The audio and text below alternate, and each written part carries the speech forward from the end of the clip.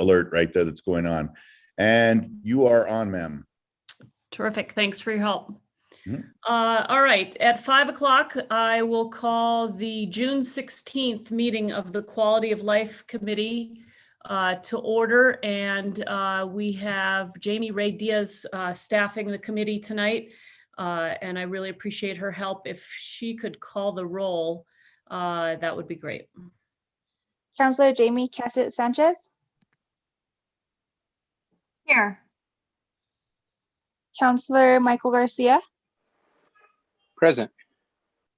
Counselor Chris Rivera. Here. Counselor Renee Villarreal. Present. Chair Carol Romero Worth. I am here. We have a quorum. Great. So with that, we will go to approval of the agenda. Jamie, do we have changes to the agenda tonight from staff? Madam Chair, item G has been pulled from the agenda because it's not ready. Okay. And then, Madam Chair, can I clarify that? sure.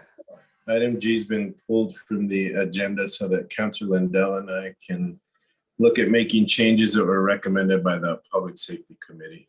And we'll do that and then bring it back at a date uncertain right now.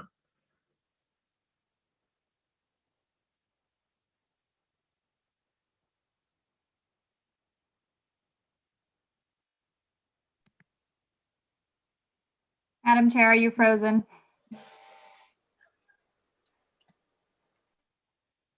Looks like So she close is. to being out of this.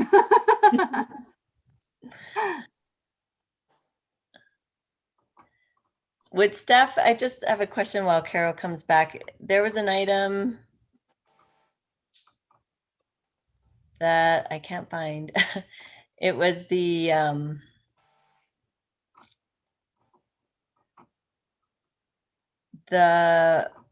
property. Why am I not finding it on here? Oh, the resolution about 635. Are we hearing that tonight? Because we just got the information. Is that being pulled? Are we going to discuss it even though the packet material didn't get on to our agenda for like, I think I don't know, maybe it was at 3 or something? Counselor Councilwoman- Villarreal, yes, that one will stay on the agenda. Okay. And Councilwoman Villarreal, because of that, I was going to make a recommendation during the approval of the agenda. We move it to our July 7th Quality of Life meeting.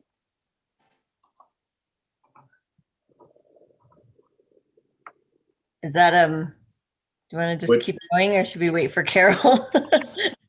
What item was it, Councilor Villarreal? It's item F as in Frank. It was the donation of property for 635 Alto Street. I just want to make sure because we talked about it in the CDC, but more as just a discussion item because the packet material wasn't ready in time. And so I don't know if we want to pull that and then or take it off completely from the agenda. Yeah, Jamie Ray, is Alexandra Ladd on? She is, Counselor. All right, Alexandra, is there any reason that this couldn't be postponed or does it have to, because since we got the packet materials late, can we bring it back next meeting or is there a reason it needs to go on tonight? So that is the plan, to take it off for tonight.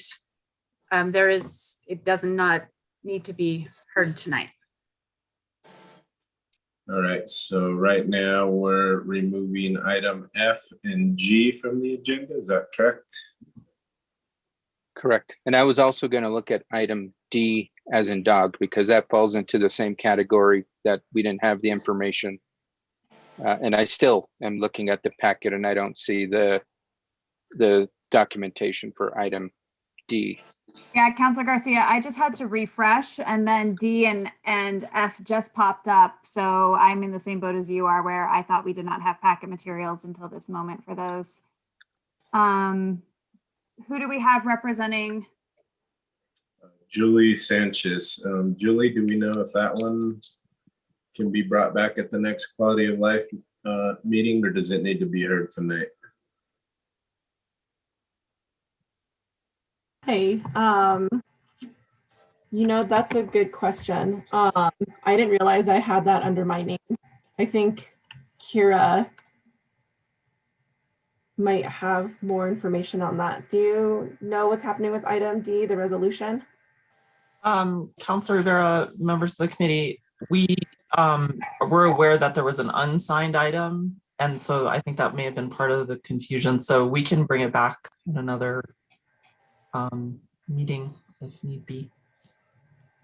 That would be helpful because it wasn't actually uploaded at all. It wasn't just a signing issue. There was no packet material until I don't know what time it actually came in. So I haven't looked at it at all. Okay, apologies for that. And we'll bring it back to you next quality of life meeting. Great. Thank you. So unless someone else is opposed to it, I can take over until the chair comes back, unless somebody else really has a burning desire to do so. It's all you, Mr. Chair. All right, thank you. So on approval of the agenda, we have removal of items D as in David, F as in Frank, G as in George. Do we have a motion reflecting the changes to the agenda To approve? as amended? Second. As amended, As yes. amended. As amended, yes. Second. Okay, we have a motion from Councillor Cassett. A second, I think, was from Councilwoman Villarreal. Any further discussion? We have a roll call vote on that, please, Ms. Diaz. Counselor Jamie Cassett Sanchez, Yes. Counselor Michael Garcia, Yes. Counselor Chris Rivera, Yes. Counselor Renee Villarreal, Yes. and Chair Carol Romero Worth. I'm back. Tell me what we're voting on. Councilwoman, we just removed items D, F, and G from the agenda. Staff said that there was no time requirements for these, and excuse me, since we got packet materials late, the committee wanted ample time to review those, and staff agreed to those. So items D, F, and G have been removed from the consent agenda. Okay, I'm sorry, my power went out, which is why that's why I suddenly disappeared. And I know we're in the middle of a vote. I just would wonder, did you discuss at all talking about F just in concept to hear about what it is, even if we don't, vote on anything till next time?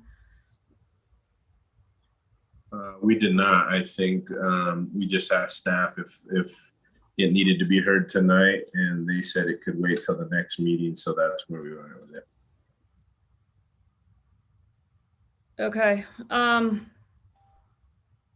We do have staff prepared to speak to it and at least give us the broad outline of it, even if we don't take action on a resolution, because I agree, we haven't heard it. We haven't seen it. It just got added to the packet. And I'm sorry that my internet cut out. I don't know what to do about this at this point. I think we could probably make a motion to rehear or So I guess I won't vote on the motion because I wasn't here to add that. And maybe if I could make a new motion once this one goes through, would that be acceptable? with me. But point of clarification, I'm looking at the time frame now of Yep. where it's going. And I don't know if we'll be able to bring it back to here after. We won't be able to come back to quality of life. I don't know, I'm looking at the calendar. Is there another opportunity to do that? Yeah, see, I don't think there is. And I think this committee should at least hear about this and, ask questions based on the presentation, even if we don't take action on the resolution itself. So can we make a motion to put this as a presentation, I suppose, as opposed to an action item? Yeah, that would work okay.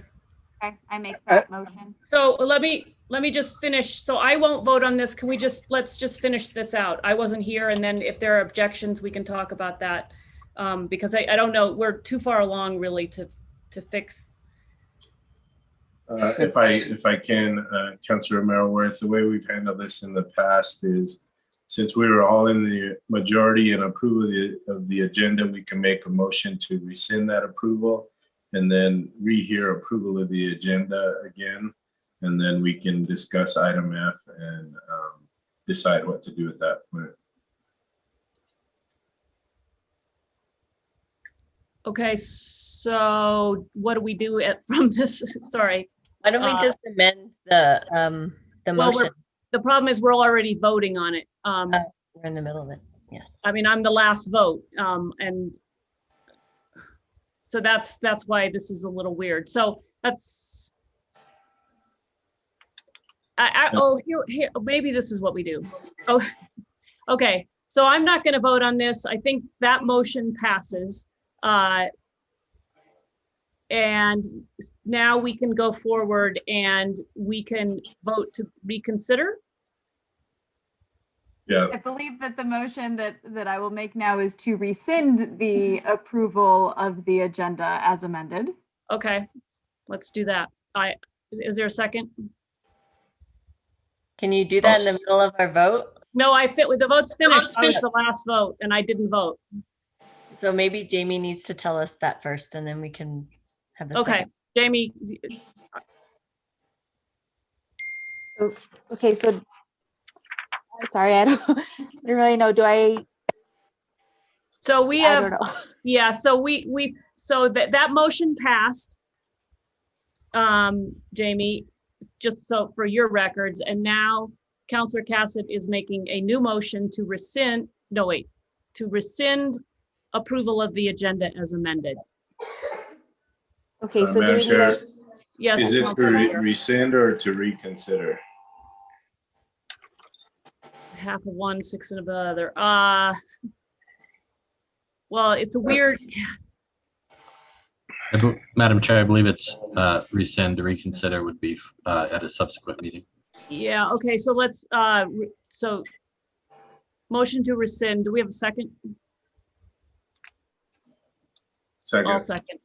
Okay, Councillor Rivera seconds the motion to rescind. Could we have a roll call vote on the motion to rescind? I'd like to discuss the motion, please. Sure.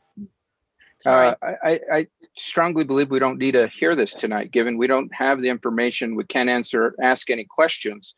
Ms. Ladd confirmed there's not a timeline that requires us to adhere to the current schedule. I mean, as we all know, these schedules can be modified, even though it's scheduled for a governing body hearing on the 30th. There's nothing preventing us from rescheduling this to be heard on the July 7th calendar. So I completely understand we have staff here to present, but I'm not prepared besides going off of a presentation. And I believe we're going to put ourselves in a predicament where we're not then going to be able to bring it back to the Quality of Life Committee meeting for a thorough vetting. We've all heard folks say the work needs to be done in the committee level and not at the governing body level. Well, let's postpone it and actually give it its due diligence and thoroughly vet this in our July 7th Quality of Life meeting. I mean, So we can, with that, yeah, and I guess we can do the, all I wanted is to get, I think it was noticed as something that we were going to hear about tonight. I understand that we can't act on the resolution, but we do have staff here to tell us about this project, which I think people are interested in hearing more about, and there would be nothing wrong with doing that.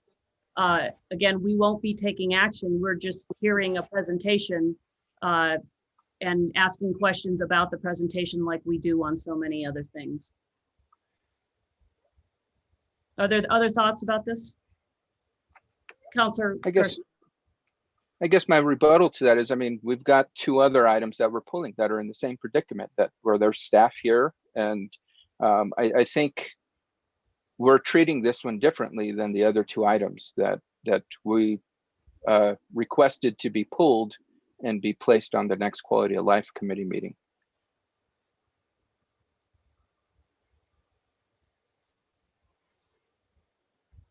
Other thoughts?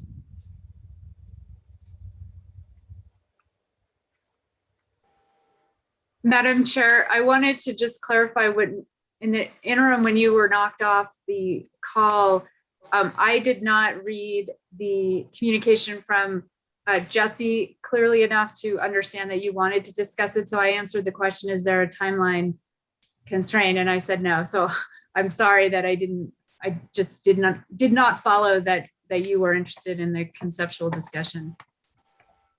That's okay. And I do think we do, again, this doesn't change.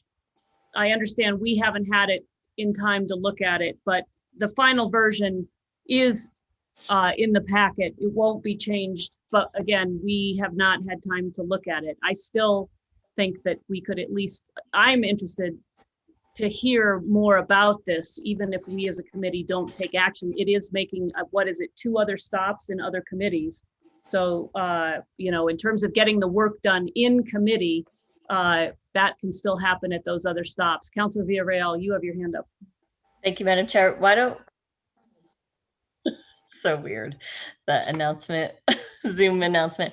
I was just curious, can we just add this to go to Public Works so that Councilor Garcia can then hear it then? And then that will, I believe that could be possible based on our schedule here. Maybe not. I'm just curious if someone could verify that we would just add it to Public Works. Well, we do have the chair of Public Works here. Councilor Rivera, do you have another meeting prior to the governing body meeting? You may not. Now, let me take a look at my calendar real quick. Madam Chair, if I may, there's a meeting on June 28th that we can add it. We can add it to that agenda. Okay. Would that that be all right, Councilor Rivera? Yes, I would be fine with that. I'd be okay. I would be okay with that. I think that would be helpful, just because staff also has a you know, it's the summertime. There's also this like time frame that we're looking at that they're trying to get approval, and then we can hear it in committee. But to go into July, because this got, you know, we didn't get the packet material, which I wanted to see. So if we have this as a discussion just for today, not voting, I'm okay with that. Yeah, and I'm sorry, that's what I was going to recommend before I disappeared. All right, so we do have a motion in a second. Is there other comment, or can we go to voting?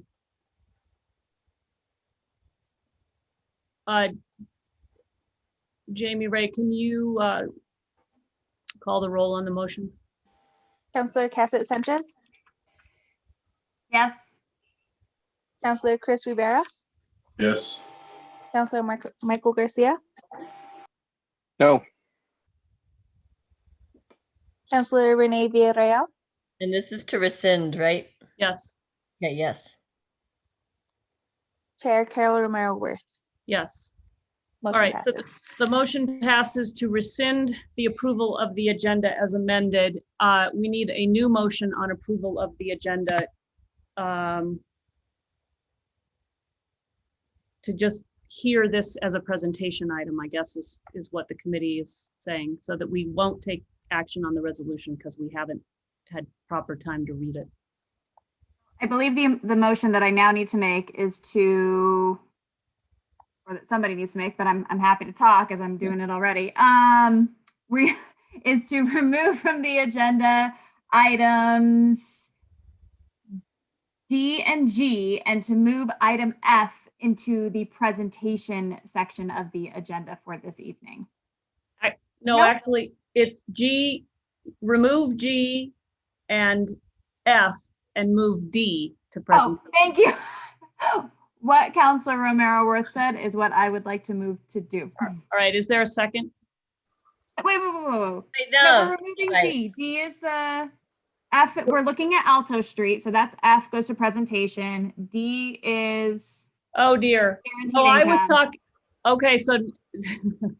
Can we just start this meeting over? We'll just all go Sure. up and let's just pretend like all right. I was wanting us to hear D, not F. Well, it sounds like And- Councilwoman Villarreal wanted us to hear F though, for Alto. No, I was the one that initially said that we don't necessarily have to hear it because we just got the packet material. What I wanted to happen after this conversation is that to make sure it goes to Public Works so that other counselors on this committee that are part of Public Works can hear it before it Okay, goes. which are we talking about? Item F or item D? I'm talking about the property, 635 property, Okay. Alto property, which is F as in Frank. To Okay. not hear it tonight unless we have interest to hear it as a presentation, which. Okay, and the one I want to hear as a presentation is D.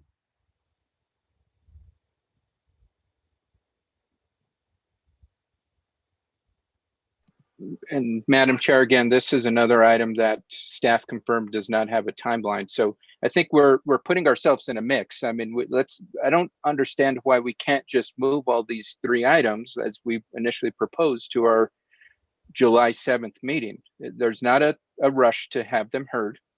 We do not have to adhere to the committee review schedule. There's nothing preventing us from moving it out 2 weeks or whatever it is to the 7th. That way it can have a fair and appropriate hearing, as well as item F and item G. As I mentioned, we're treating one item differently. And I think we don't want to set that precedent. Let's just move all 3 to the next Quality of Life Committee meeting. Who's staffing the item on D? Is that? Madam Chair, I am, although Julie Sanchez is on the announcement, she has to staff the Women's Commission tonight. So Okay, you may need to jump off depending on when it gets heard. It'll be tag teamed or I can take it. okay, so I guess can you speak to item D about the timing issue on item D? This is we have to, is there a timing issue on item D? I'll leave that to Julie. I may have misspoken. Madam Chair, Romero Worth. So there is a timeline in order for us to receive funding for this particular project. We need to get it through the committee process. It does sound like potentially having it on Public Works might be the best case for moving forward. But yeah, in order for us to receive funding, the MOA and the resolution, must be signed. Right, and so that's why I think that we do need to hear it at governing body on June 30th, and there won't be time for this committee to talk about it if we forego that opportunity tonight. So again, and I'm sorry for all the mix-ups. The item that I still would like to hear as a presentation is D, and I don't know, Councilor Rivera, if you would be willing to hear this at Public Works as well, just to, again, make sure people can weigh in and. Yeah, we'd be fine to have item D on Public Works, and Ms. Diaz can note that. Okay, so Councilor Cassidy, do you want to try a new motion? Sure, I'd love to. All right, so I would like to make an motion to amend the agenda so that item D is coming on as a presentation, and item F and item G will be postponed until the July 7th Quality of Life meeting because there is no timing issue for any of this. Okay, is there a second? Madam Chair, before we do that, right when I was speaking and you went off, I said item G would be postponed to a date uncertain.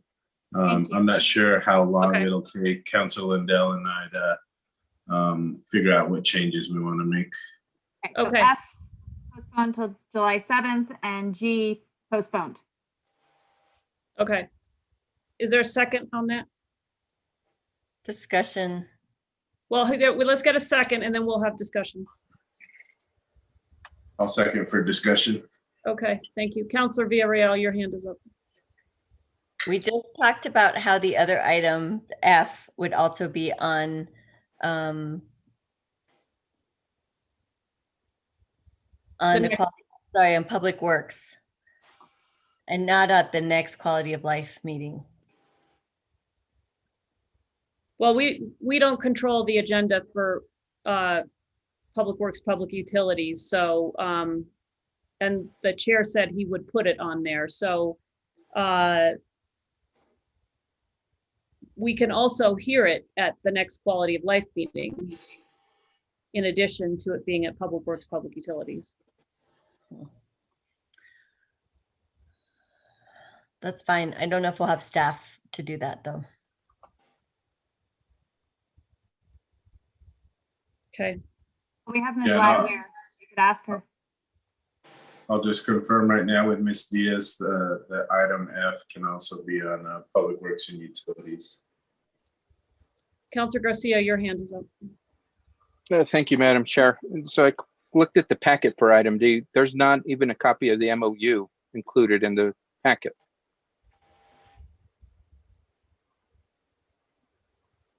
I believe Jesse Guillen is with us tonight, may be able to answer that question. Thank you, Madam Chair. Councilors, if you refresh your page, the MOA will be included in the packet.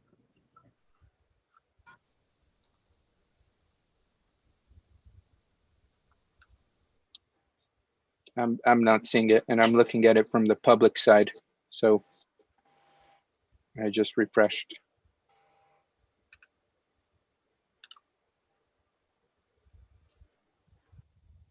I'm seeing it on our side. Jesse, is it on the public side? It's Exhibit A on our side. Let me check right now. Yes, I it can is there. show you my screen. Okay, can you it's not there refresh one showing up more for me. time, Counselor Garcia? I'm not seeing it. I see guaranteed income pilot project memo, guaranteed income pilot project, guaranteed income pilot project FIR. Jesse, what do you see? I see all four items, including the MOA. On the public side. Yes, that is correct.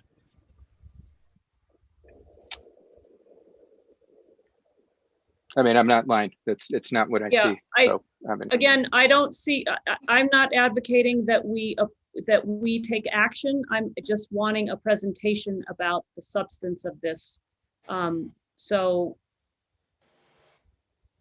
we're not voting on it, and it will go to Public Works and Public Utilities and to Finance before it goes to governing body.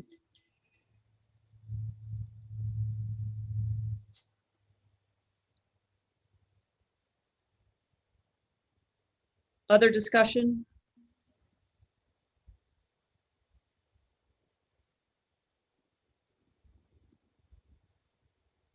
Can we take a vote on this motion, please, Jamie Ray?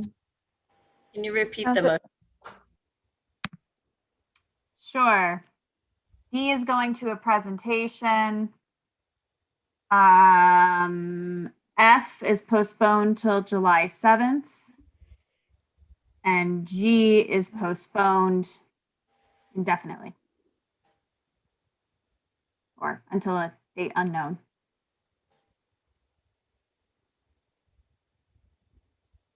Other discussion? Can we have a roll call, please, Jamie Ray?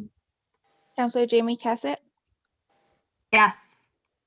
Counselor Chris Rivera, Yes. Counselor Michael Garcia, no, Counselor Renee Villarreal, Yes.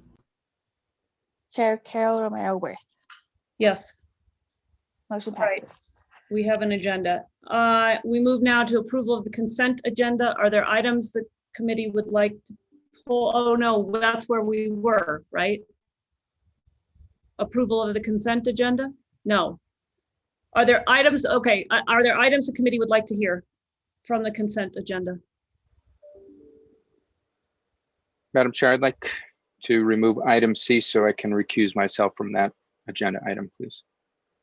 Okay, other items from the consent agenda? All right, is there a motion to approve the consent Yes, agenda? I have my hands up. Sorry. Item H Item H. for just discussion. Yeah. Okay. Item H and item, I'm sorry, Councilor Garcia, A, correct? See. No, C. C is in cat. Okay, C and H. All right. Other items? Is there a motion to approve the consent agenda as amended? For approval as amended. Second. Councilor Rivera has moved and Councilor Cassett has seconded approval of the consent agenda as amended. Jamie Ray, can you take a roll call vote one more time? Counselor Cassett. Yes. I'm sorry. You got it. That was good. Thank you. Yes. Yeah. Okay. Counselor Chris Rivera. Yes. Counselor Michael Garcia. Yes. Counselor Renee Villarreal. Yes. And Chair Carol Romero Worth. Yes. All right. Now we move on to approval to the minutes of the June 2nd meeting. Are there changes from staff to those minutes?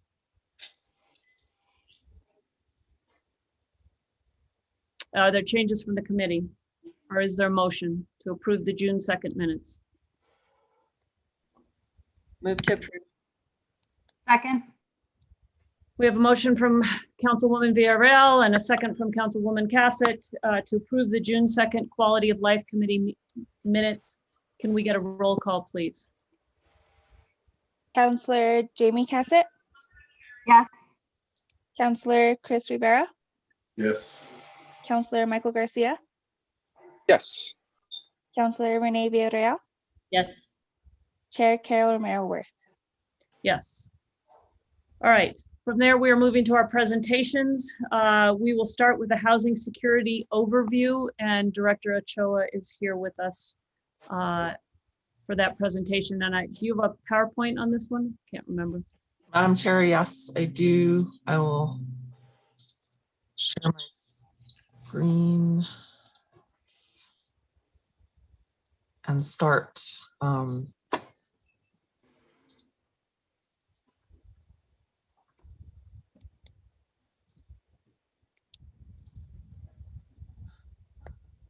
Can everyone see that okay? Yes.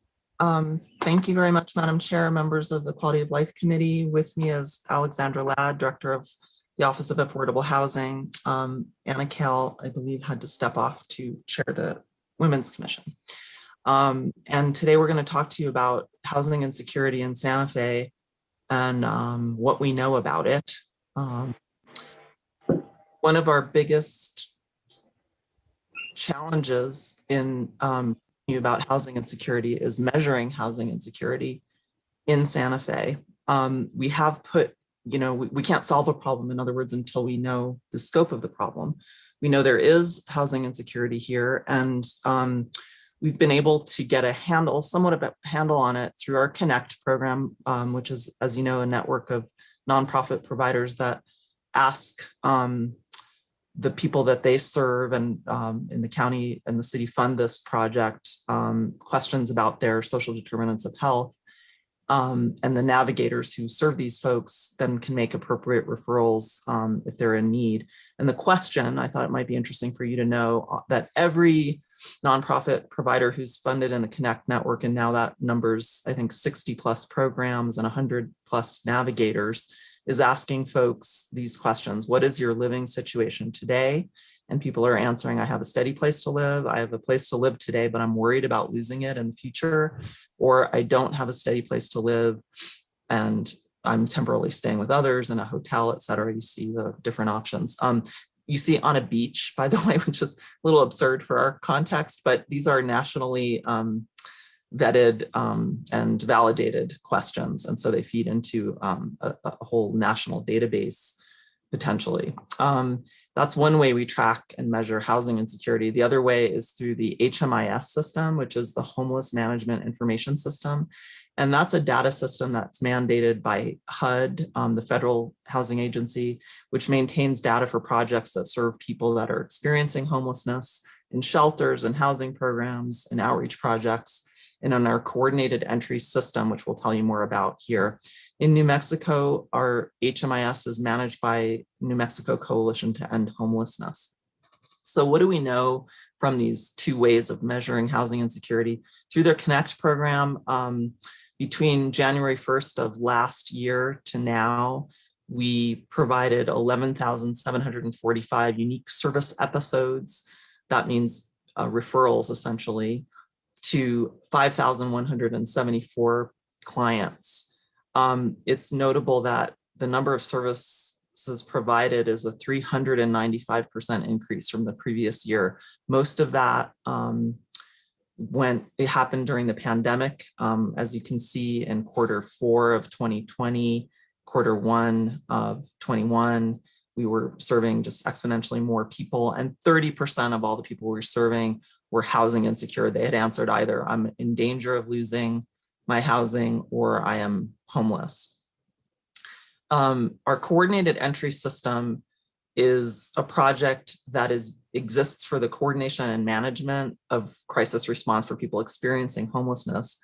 That's kept in the HUD HMIS database, and it's managed by staff at the Coalition to End Homelessness, the New Mexico Coalition to End Homelessness. Anyway, the process of coordinated entry allows folks to make consistent decisions about the people that are in the system. They know who these folks are. They meet bi-monthly to talk about them case by case. And the goal is to efficiently connect people to housing and end homelessness, ensuring that they have the resources they need to either have a voucher in their apartment or they need a different kind of housing that can happen. And in order for the coordinated entry system to work, the data has to be comprehensive, and every partner in the community has to participate in that process. So one of the things we're working to do is make sure that's happening by supporting the coalition, but also we want to create a bridge between Connect and the New Mexico Coalition to End Homelessness's data system, because Connect is serving as a larger funnel, and there's so many navigators out there that are kind of collecting that basic information about housing. And the pathway is that they then send a referral to the coalition. We need to ensure that all that data is getting into the coalition system. This is a little wonky, but we'll stand for questions at the end, and hopefully that can clarify anything. The big point here is that data is what we need to really change what's going on with housing security and housing insecurity in Santa Fe. We really need to perfect our data collection systems. And by doing that, we can work to shape the interventions that are needed. You know, how many people need permanent supportive housing, like case management, behavioral health services? We really don't know the answer to that right now. So should we build, 200 units? Should we build 100 units? We really need to determine that before we can come up with what needs to be done. So thinking of the data as a resource and using it as a tool helps us support understanding our immediate housing needs, determining the gaps in funding, identifying opportunities for long-term investment, and mitigating ongoing risks during times of crisis. So one of the things, as you know, we did was join this national Built for Zero movement a few years back, and they've given us a lot of tools to help tackle this problem. One of the tools is their scorecard. It's called the Built for Zero scorecard. And our goal is to complete some of the tasks on that scorecard by the end of the calendar year. And I'll tell you a little bit more about that scorecard.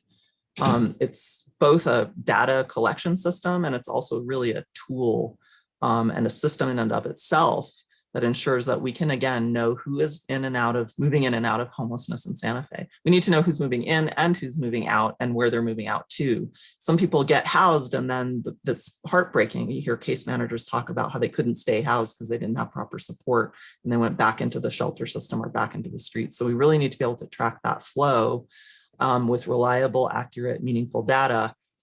If we can complete our scorecard, it means we're really confident that our data can be used to inform what we need to do to shift programming and services and better serve people that are in need. This is a little snapshot of our scorecard as it exists now, some of the questions we have to ask ourselves. And once we get to all of the questions being yes, that means our scorecard is completed. We have made progress on this. When we joined Built for Zero, our scorecard was, only 13, I think. And now we have out of 28 items that complete. We've made progress and we have 20 of the 28 complete. And as I said, our goal, and we believe we can meet it, is to get a perfect scorecard of 28 at the end of the year. And then that will really help to get us where we need to be in terms of solving the problems that we see with housing security. So a lot of things are in the works to get us there. And some of these things you already know about. We have increasingly, we're requiring participation in data collection for all the city contracts and agreements that we have. So this includes the Interfaith Shelter Pete's Places lease agreement, which you may recall includes a requirement that 25% of their folks are entered into coordinated entry, and the Affordable Housing Trust Fund contracts are now have language that requires data participation. As you know, we've purchased with the CARES Act funds a mobile hygiene unit, and our RFP is ready to be released in the summer. One of the things that we haven't had is really good street outreach to give us a sense of how many people are out there. You all know, because of the emails you get from your constituents, that there are a lot of encampments out there. How many people are out there, and where are they in terms of readiness to be housed, in terms of readiness to be sheltered, or even to be case managed or given services? The Coalition to End Homelessness is recovering from a severe staffing shortage, and we're supporting that to ensure capacity to operate the coordinated entry system. Internally at the city, we're now reviewing our encampment policy, which, as you know, during the pandemic was altered to not remove encampments on city property, excluding parks, and when they were not presenting environmental hazards in the waterways. We're looking at that again now that we're sort of out of the woods with the pandemic, and seeing what makes sense. We're doing a multi-departmental collaboration bi-monthly to really tackle that issue. We're looking at just a really, we've done so much meeting with partners around all of this, and a lot of partners are coming up with creative solutions and wonderful input. I want to mention in particular Ancorum St. Vincent, which has really stepped up to the plate, thinking about how to solve our housing issues in Santa Fe and our homeless issues, which of course impact the hospital system tremendously, both in terms of workforce, but also in terms of the people that rotate through the ER. So they are really a great partner, as are so many of the provider partners that we work with, to really think about how we get our arms around this difficult problem and really coordinate our resources in a smart way. Of course, we're going to see also the cash disbursement of our ARPA funds, hopefully through the Connect program, that we know will go a long way to keep people housed and who are already housed. So that's on the prevention end. And with that, I'll also turn this over to Alexandra Ladd to talk about what she's got in the works out of affordable housing. Thank you, Director Ochoa, members of the committee. We are looking at extending the current contract with the New Mexico Coalition to End Homelessness to keep it in line with the other leases at Midtown, but to provide another 12 months of non-congregate shelter there. We've found in the time that folks have lived there, many of them have become stabilized and are able to move to more permanent housing as a result of that housing situation and being somewhere where case managers can reach them and they can get services. So we want to continue that. That's still sort of an after effect of the pandemic, and we don't want anyone to be unhoused. We are still working with the Santa Fe Suites to get to a full lease up population there. That is still in progress as we refine the programming happening at the property. And we're working with another group to purchase or to help fund the purchase of another motel property based on the Santa Fe Suites model as a mixed income property. And so that will open up quite a few rooms for some of the folks either at Midtown or currently housed in hotels. And right now we're continue to work with LifeLink with one of the hotel properties where they have set up, they have staff there all the time helping folks who are staying there. So that's a current contract. We'll continue that contract. And then now we're really seeing folks who have managed to squeak by during the pandemic, but they're getting to the point where they are at risk of foreclosure if they can't pay off mortgage payments. So HomeWise has been working quite extensively with a lot of their past clients to make sure that folks who are in the danger zone of foreclosure are assisted. And so we will continue that contract as well. So final slide here, how do we solve for housing insecurity? First of all, we really need, as I've hammered home, a functioning data system that tells us how to plan for the types of shelters we need. You know, how many case managers do we need? What kind of behavioral, oops, sorry. I was trying to get the box out of my corner so I could actually read my slides. And, you know, just what kind of supports are needed, how many units and what types of units are needed. This doesn't mean we're not, as Alexandra says, moving forward with creating units. We are, but, you know, we have to understand exactly what we need to really get our hands around the problem. So COVID-19 was really intense. It required us to really pivot and pivot quickly in thinking about the ways that we provided shelter to people. And I think what it showed us is that people can really thrive in alternative environments that we didn't expect. I mean, thrive may be a strong word to say people are thriving in sanctioned encampments, but you know, when you're not being told to move along every other day, that's a lot better. And street outreach can reach you. Our MIHO teams and you know, some of the other providers were able to make contact with people in encampments and get them into shelter, get them into hotels, hopefully get them into housing. So that was really informative. The idea that people could thrive in non-congregate shelters like Midtown Consuelo's Place, where they have their own space, their own rooms, and that began a process of them sort of shifting in the way they were able to take care of themselves and look at what they needed to do in their lives to get into the next step, which was sometimes housing. Hotels that were also a really important piece of that puzzle. And now, you know, we meet with the shelter providers and we sort of ask these very fundamental questions with each other, which is, you know, what does shelter need to look like in Santa Fe moving forward? Does it need to look the same as it did before the pandemic? Should it?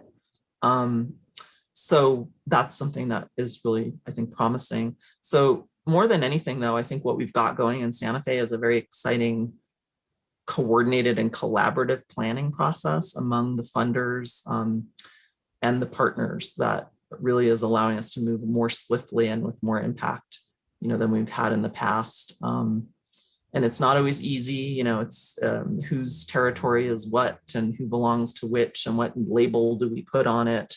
But there's just such a genuine sense of hope and ability to think creatively around this problem and collaboratively that I, for one, am very hopeful that we can continue to make incredible progress as I think we have had. The slide on the graphic on the bottom is really from Built for Zero, which is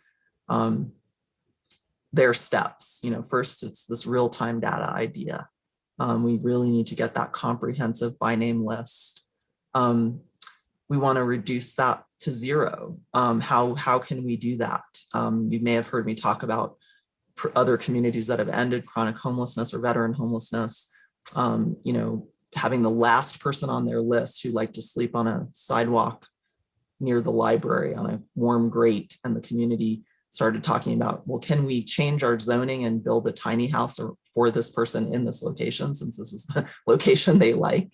I don't think that's what they did, but that's the kind of thinking that we're engaged in. And I just want to say, although that Built for Zero is focused primarily on homelessness, the principles of that apply to people who are just housing insecure as well. You know, getting that sense of how many there are and what they need to be stabilized. And then getting to zero is really about maintaining the system of being able to track people.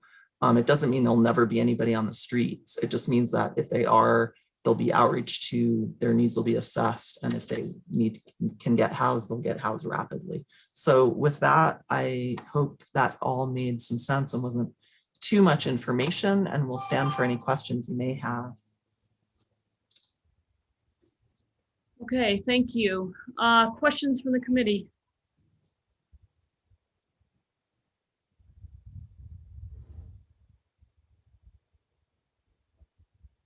Councillor Cass.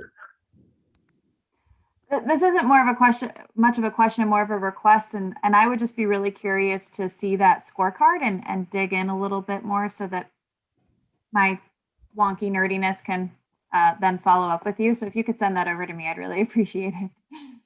Happy to do that, Councillor. Thanks. Other questions, comments, thoughts? All right. Thank you for being here. Thank you for that presentation. Very interesting. And that leads us into our next presentation. And I think is Tomas here? Is Kathy Garcia is here. Can we promote her? And maybe Tomas is on Chainbreaker Collective in the attendees room. Can we promote both of them?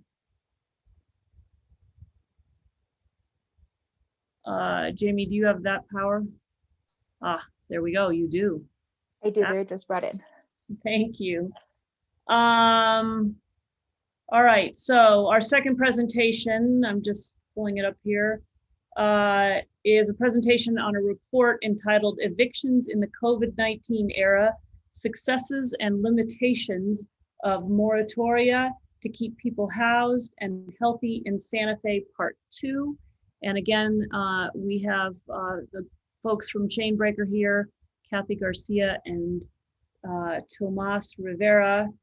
And I will turn it over to you. Who will be leading that presentation? Kathy will be, but I'm here if people have specific questions for me, but Kathy got it. Okay, great. And I did see this afternoon, I think you sent over a presentation. Do you have the ability to share your screen now, or did you need our staff to do that? Yes, it looks like I do have screen share permission, so I can go ahead and do that. Okay, terrific. Thank you.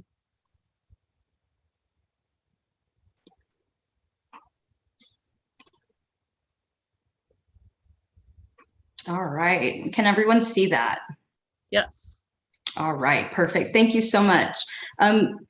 Thank you and good evening to the Quality of Life Committee, Madam Chair Romero Worth, and all of the council members for being here, and as well as all the city leaders on the call for inviting us to present at this meeting. We're going to be saying a lot of things in this report that might sound familiar because we're going to be repeating, I think, some of the same thematic ideas that directors Ochoa and Ladd just shouted out in their presentation. We're going to be, of course, very hyper-focused on tenants and renters. But very similarly, if you folks have any questions, we will take them at the end. So please just take note of it. And I'm happy to also slow down if there's parts where we need more detail or folks are needing more detail. Let me go to the next one. Okay, so we are going to present today a little bit of information on our second report. So just to back up a little bit, Chainbreaker is a transportation and housing equity organization. We are member-based and member-led. We have been working on a series of reports around the eviction moratoria and the emergency protections that were put into place as a result of the pandemic. Our first report, which was released back in December of last year, really just detailed the existing landscape of housing in Santa Fe in March, right as the pandemic hit. Our second report, which is the one we're going to be explaining our findings of today, was released earlier this year in April, where we looked at up-to-date court data from the state of New Mexico to really analyze how impactful and how effective the emergency protections were. I want to clarify here that there are 3 emergency protections for tenants. There is one at the federal level, at the state level, and at the city level. And we're going to hear a little bit more about how those all work together in a few slides. Soon, we will be releasing our third report in the series, which is really highlighting the recommendations and our suggestions for city policy moving forward as we go into the recovery process and beyond. That report is going to be coming out later this month. Next month, where is our target date.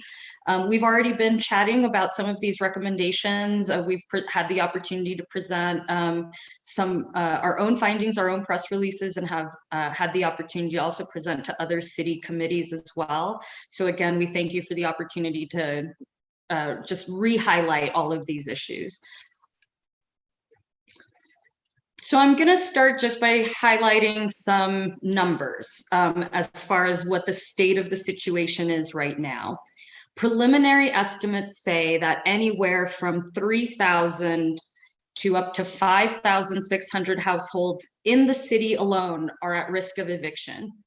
If we're going to just do some back of the napkin math, if we're going to assume even a 1,500 average rent, including utilities and those kinds of expenditures, if 5,600 households owe 1 month of rent, we're looking at a gap of $8.5 million. If we assume that those households owe 3 months of rent, what we're looking at is a shortfall of $25 million. We say these numbers, I think, just to really emphasize that throwing money at the problem is insufficient. It won't be enough. Even assuming that we have all of this federal money to just spend however we want, the underlying causes that are contributing to the instability of our tenants and our families here in Santa Fe need to be addressed. One of the other things that really impacts that is how these policies are engaging with each other. We know that the federal moratorium is set to expire at the end of this month. We know that there are also state protections and state actions, and I mean that as far as our representatives, our senators, our governor, our legislature, our state agencies, and our counties. Of course, the decisions they make, of course, also impact our ability to act on a hyperlocal level. When we say hyperlocal, we're not just talking about the entire city of Santa Fe. We're really granularizing the situation and trying to look at the situation through neighborhoods, specifically through census tracts. Here are some other numbers. We know that during the pandemic and during the emergency protections, evictions in the city overall were reduced by about half, almost exactly half. If you look at the second figure, you will actually see the fluctuations in eviction filings through the month, throughout the year, month by month. There's a couple things I want to highlight here as far as the timeline. In July, you will see that there was a new spike in evictions. That coincides with the expiration of the federal CARES Act moratorium, which came and went during that time.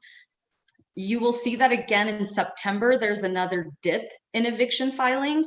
That coincides with the federal CDC moratorium being put into place.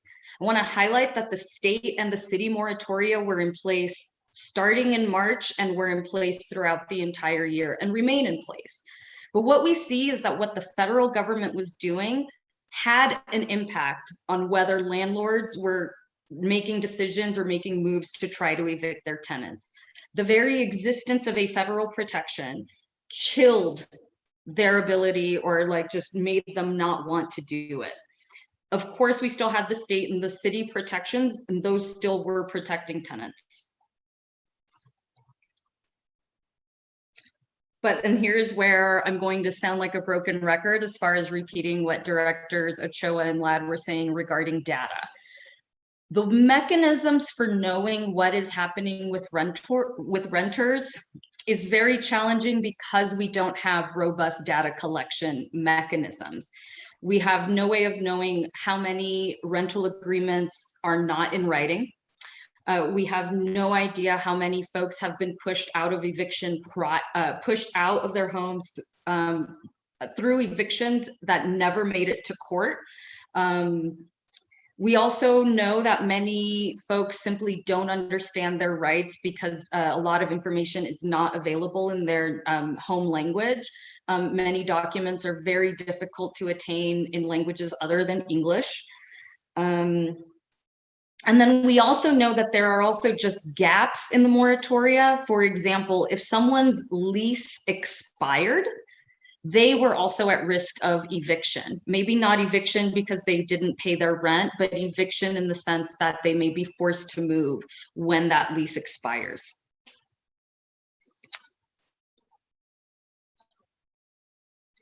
I'm going to go back to the statement that evictions in the city were reduced by half.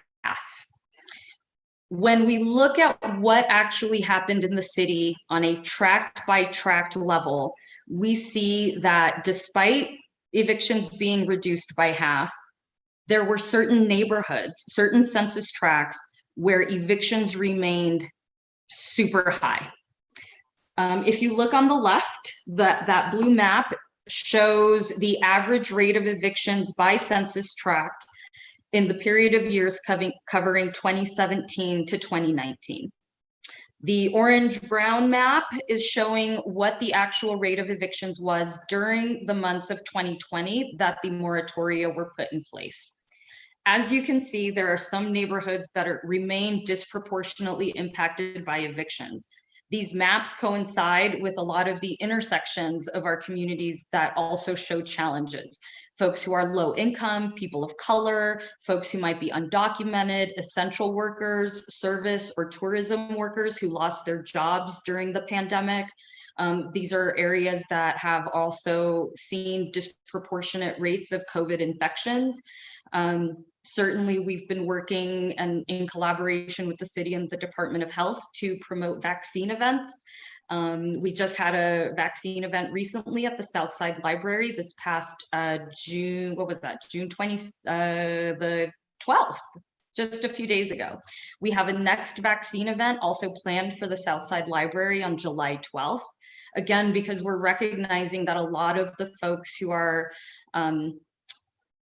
experiencing this disproportionate, receiving the brunt end of the health emergency are also experiencing evictions. We see these as very, very connected. One of the other things that we learned in doing all of this research and all of this writing was really seeing how the laws interacted with each other and how the different levels of protection impacted tenants. This also led us to just analyze what are the best ways to protect tenants? How are some of these mechanisms more effective than others? I'm not going to go into too much detail at this moment as far as what the steps of a court or legal process are. Suffice it to say that there are 5 simple steps. They're not that simple, but I'll leave it at that. And what we see is that the CDC moratorium and the Santa Fe moratorium act in between step 1 and 2. The New Mexico moratorium interrupts at the very end of the eviction process. What this essentially means is that the way that tenants can access these protections varies wildly, depending on which one they're calling upon. The CDC moratorium was the weakest of all of the protections. It required tenants to actually present an affirmative document before any eviction proceedings even began. If they did not do that, then they were not protected. The Santa Fe the Santa Fe moratorium was the strongest in that it acted also before any eviction proceeding. There were some challenges to the Santa Fe moratorium, namely that tenants needed to initiate a defense process by filing a police report. Again, when we're talking about folks who are at the intersection of these vulnerable situations, escalating to law enforcement immediately was not always the best idea.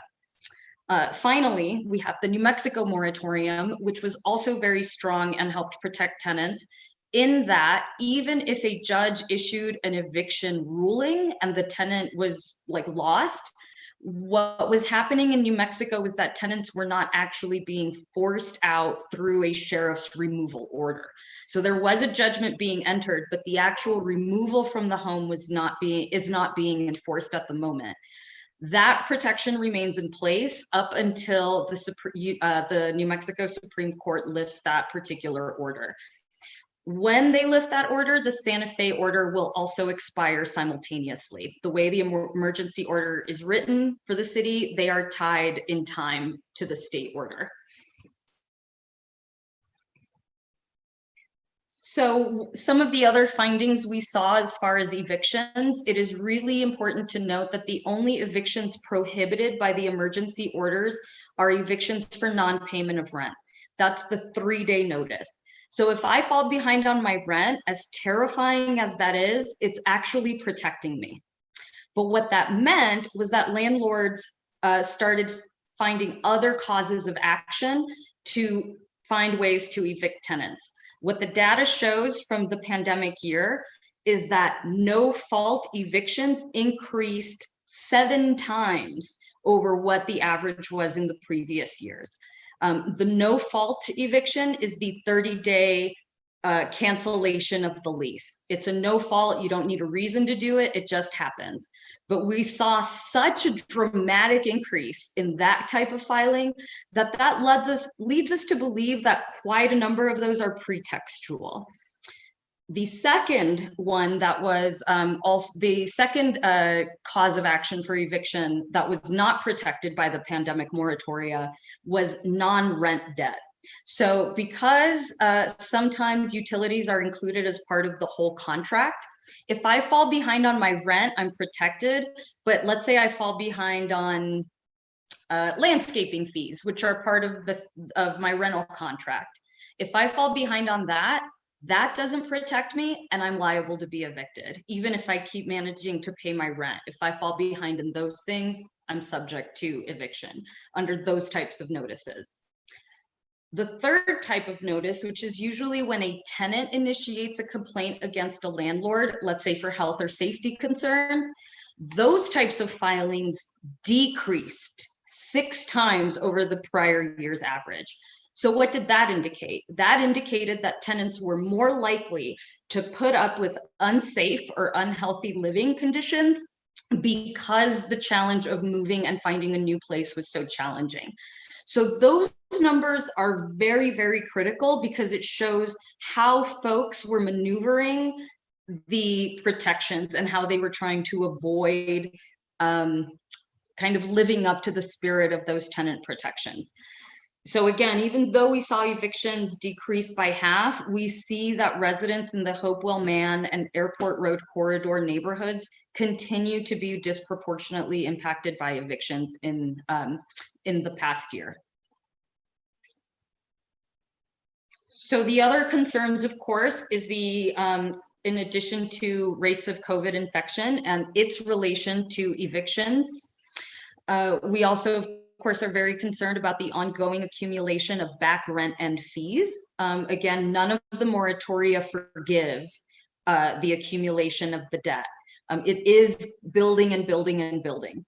The challenge of having criminal versus civil enforcement of these, again, it's impacting the effectiveness of those protections and those policies. There are very few ways to guarantee that renters are not retaliated against for exercising their rights. Again, the data gaps that we don't know if there are written contracts, if there are pretextual evictions. Few emergency resources exist as far as getting that information out to tenants. Again, whether that's, and that includes in languages other than English. And another concern is, of course, once the state lifts its moratoria, the burden on the courts that will happen when all of those folks who haven't been filing for evictions suddenly show up in the court and start doing that. So those are some of the overall general concerns that are also happening in the here and now. Chainbreaker, of course, is very solution oriented. So we have, of course, been developing ideas for how to address these issues. We've essentially been bucketing them into things that can be immediately and quickly implemented on a city level through mayoral action or city council action. And we're also contrasting that with policy recommendations, which of course are more medium or long-term, will require strategic planning and maybe even collaboration with other government agencies. And we're going to talk a little bit about what the city has already done in response to the pandemic. We know that there were some immediate responses by the city to the pandemic emergency, the conversion of the Midtown dorms. I'm very heartened to hear that that policy will be extended for another year, which is, I'm so grateful to hear that for our unhoused neighbors. We know that emergency funds were used to support the Connect network back in November and December through direct cash assistance.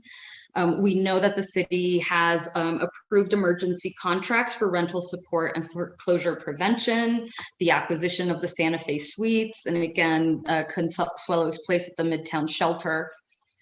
The budget response of the city, of course, has also already been quite positive. We know that the Affordable Housing Trust Fund has been, that more investment has been placed into it. We know that the city has already approved about $75,000 for a tenant eviction hotline, which we would love to collaborate with the city on. We know that more funds have been allocated for prevention of violence and domestic assault, and to further support mental and behavioral health.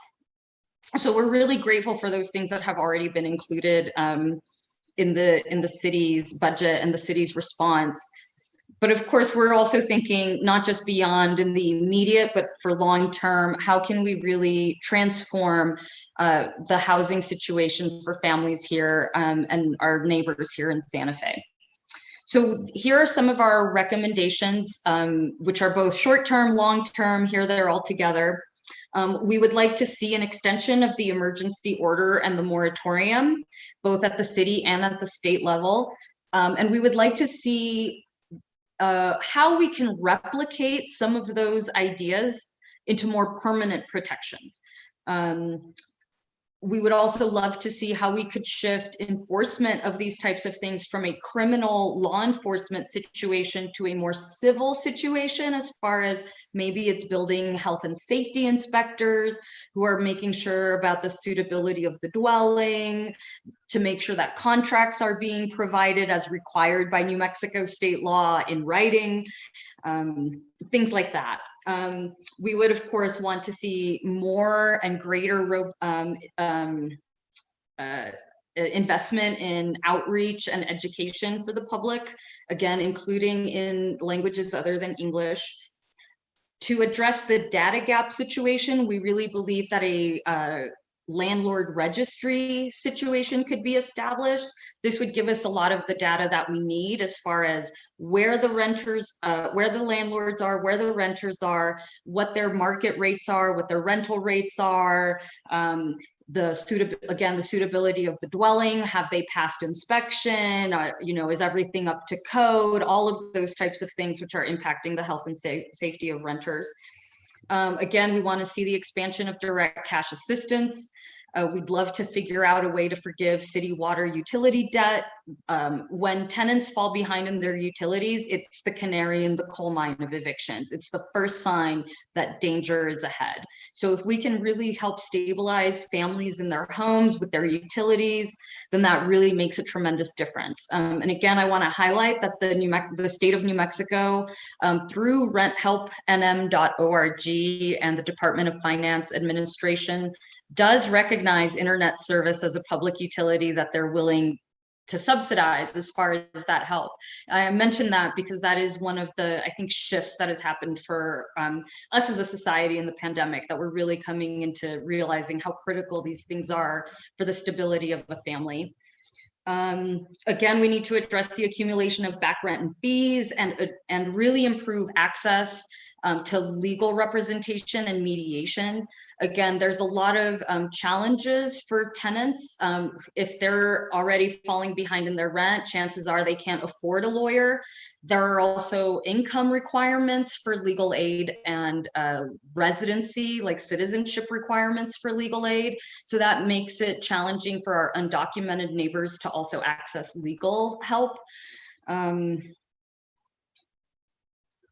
Some of the permanent tenant protections we would like to see implemented, again, on a more long-term basis.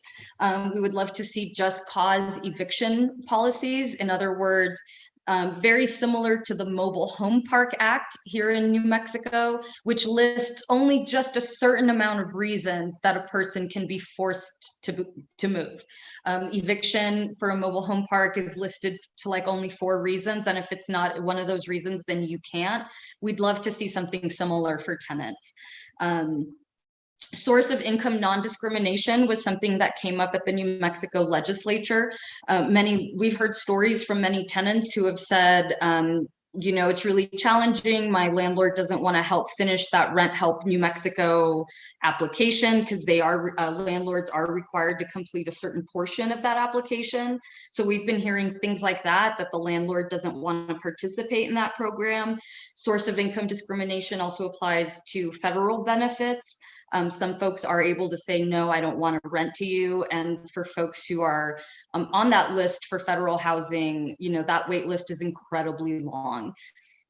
Fair chance housing is like ban the box. I know, again, we've chatted about some of these things at the state legislative level around voting and things of that nature, but we believe these are also things that the city can implement. Limits on security deposits, assistance to help tenants relocate if they are evicted. Some cities have required a certain amount being given to a tenant who is being evicted so that they can relocate. Again, sometimes there's other qualifiers on that. Finally, we urge the city and city leaders to also push on some of those other government actors who impact this. We don't act solely as a city, like I mentioned, right? There's all kinds of government interaction that happens at those levels. So really trying to work with those groups and entities to really brainstorm, how can we really all be pulling in the same direction? Transformative tenant protection to us also includes community stewardship of land and housing, overlay districts that prioritize development without displacement, so that folks who are developing those areas are committed to community investment, local hires, and things of that nature. And of course, in alignment with the Residents' Bill of Rights, which was passed by the City Council back in 2015. What I'm going to go ahead and do at this moment in the chat, I'm going to drop a link to the reports that we have, and I'm going to drop a link to the Residents' Bill of Rights. And if you folks have any questions, I'd be happy to take them. And of course, Tomas is also here to answer questions. Thank you. And if you could stop sharing your screen for a bit. I wonder, so we don't, just for your information, we don't tend to use chat. You may not even be able to do that. Looks like I can't, sorry. Yeah, so, and I don't know if there's another way to provide that information, especially so the public could have those resources as well. I don't know, do you want to maybe just call out those 2 things? Yeah, we can also post them on our Facebook. And I'd also be happy to email them to the committee, Madam Chair. I know that I have some email addresses from this invite, so I can reply all and share it with folks that way. I don't know if there's any other. Okay, and are they on your website? They are on the Human Impact Partners website. Okay. We have links also on our website under the resources tab. It says reports, and then all of those are accessible there. And we have shared these with all of the counselors, and of course several city staff, including who are on this call, helped contribute to it. So yeah. Great. Yeah. So there's two audiences here. One, the counselors and staff, and then the other one, of course, is anybody in the public who might be listening or watching and wanting to access that information. So thank you. Thank you for the presentation. Counselor Cassett, you have your hand up. Thank you so much, Madam Chair, and thank you so much for the presentation.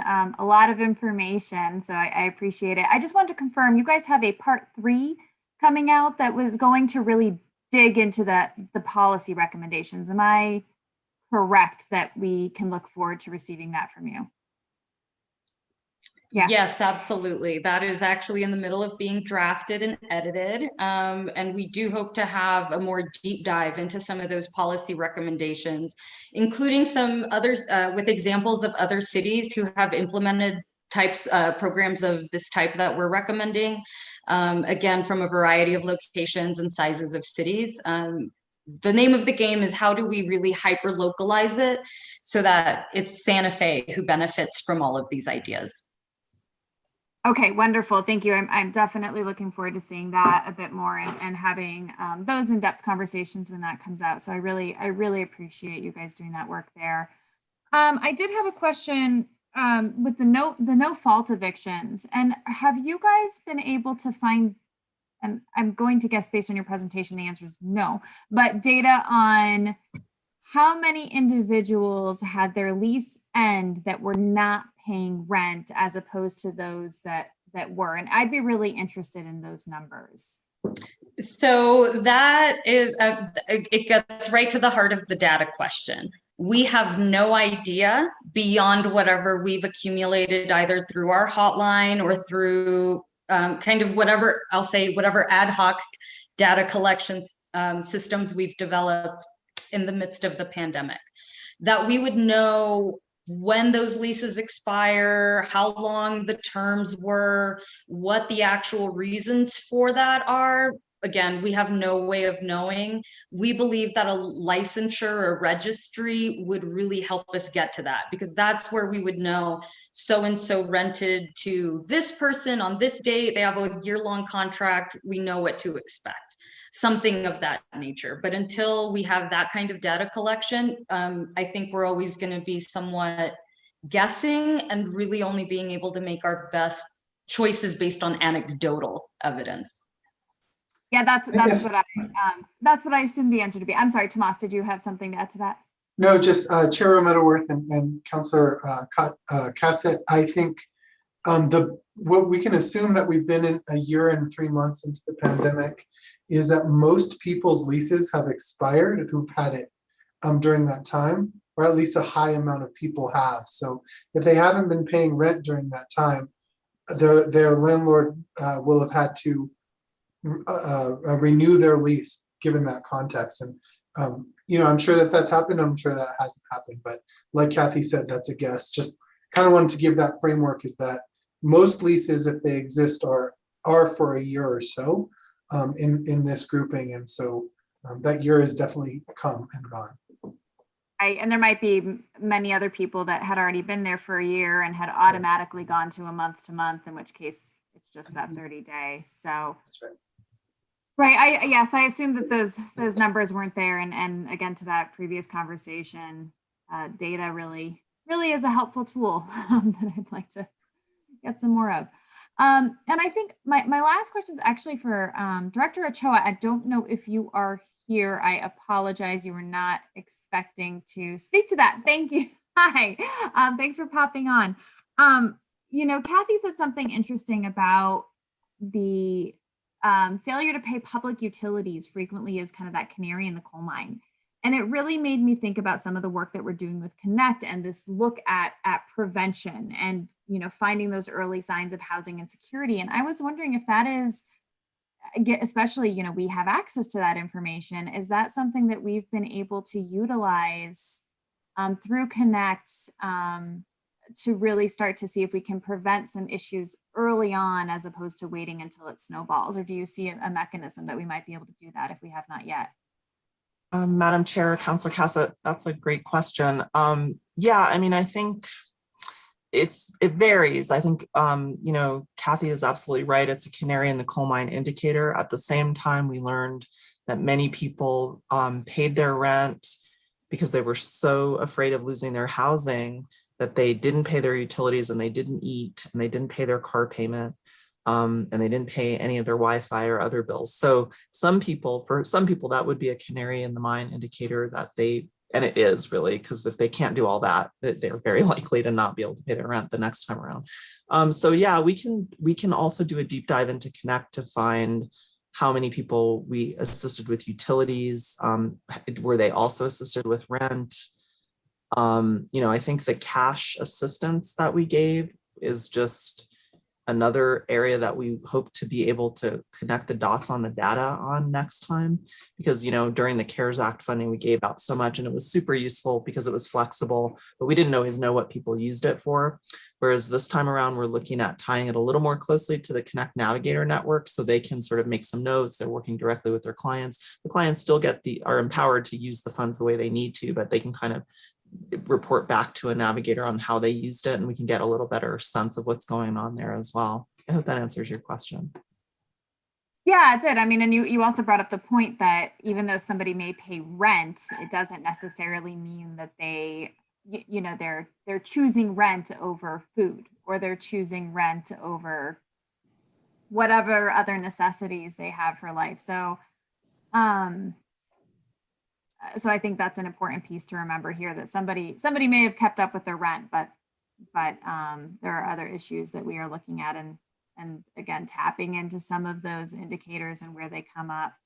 And Madam Chair, Councilor Cassett, we have also worked with the utility department of the city to get a sense of the scope of their, you know, the folks that they have in arrears. We've certainly given them, they've put out information about Connect and utility bills, and you know, for people who are looking for help with your utility bills, those people are getting the information. And that would actually be an interesting data presentation on the changes in the utility bills at the city. I think that's a great follow-up maybe to this presentation as well. Yes, I'd be very interested in hearing more about that and looking at some of that alignment. So thank you for looking into those connections and doing that work. I don't believe I have any other questions. Again, thank you so much for the presentation. I really am looking forward to that next report that you guys will be putting out. And I think that at that point, there's going to be a lot more meat to bite into. So thank you so much. Thank you, Councilor Cassett. Councilwoman Villarreal, your hand is up. Thank you, Madam Chair. And thank you, Ms. Garcia and Mr. Rivera. Sorry, I just like to say that.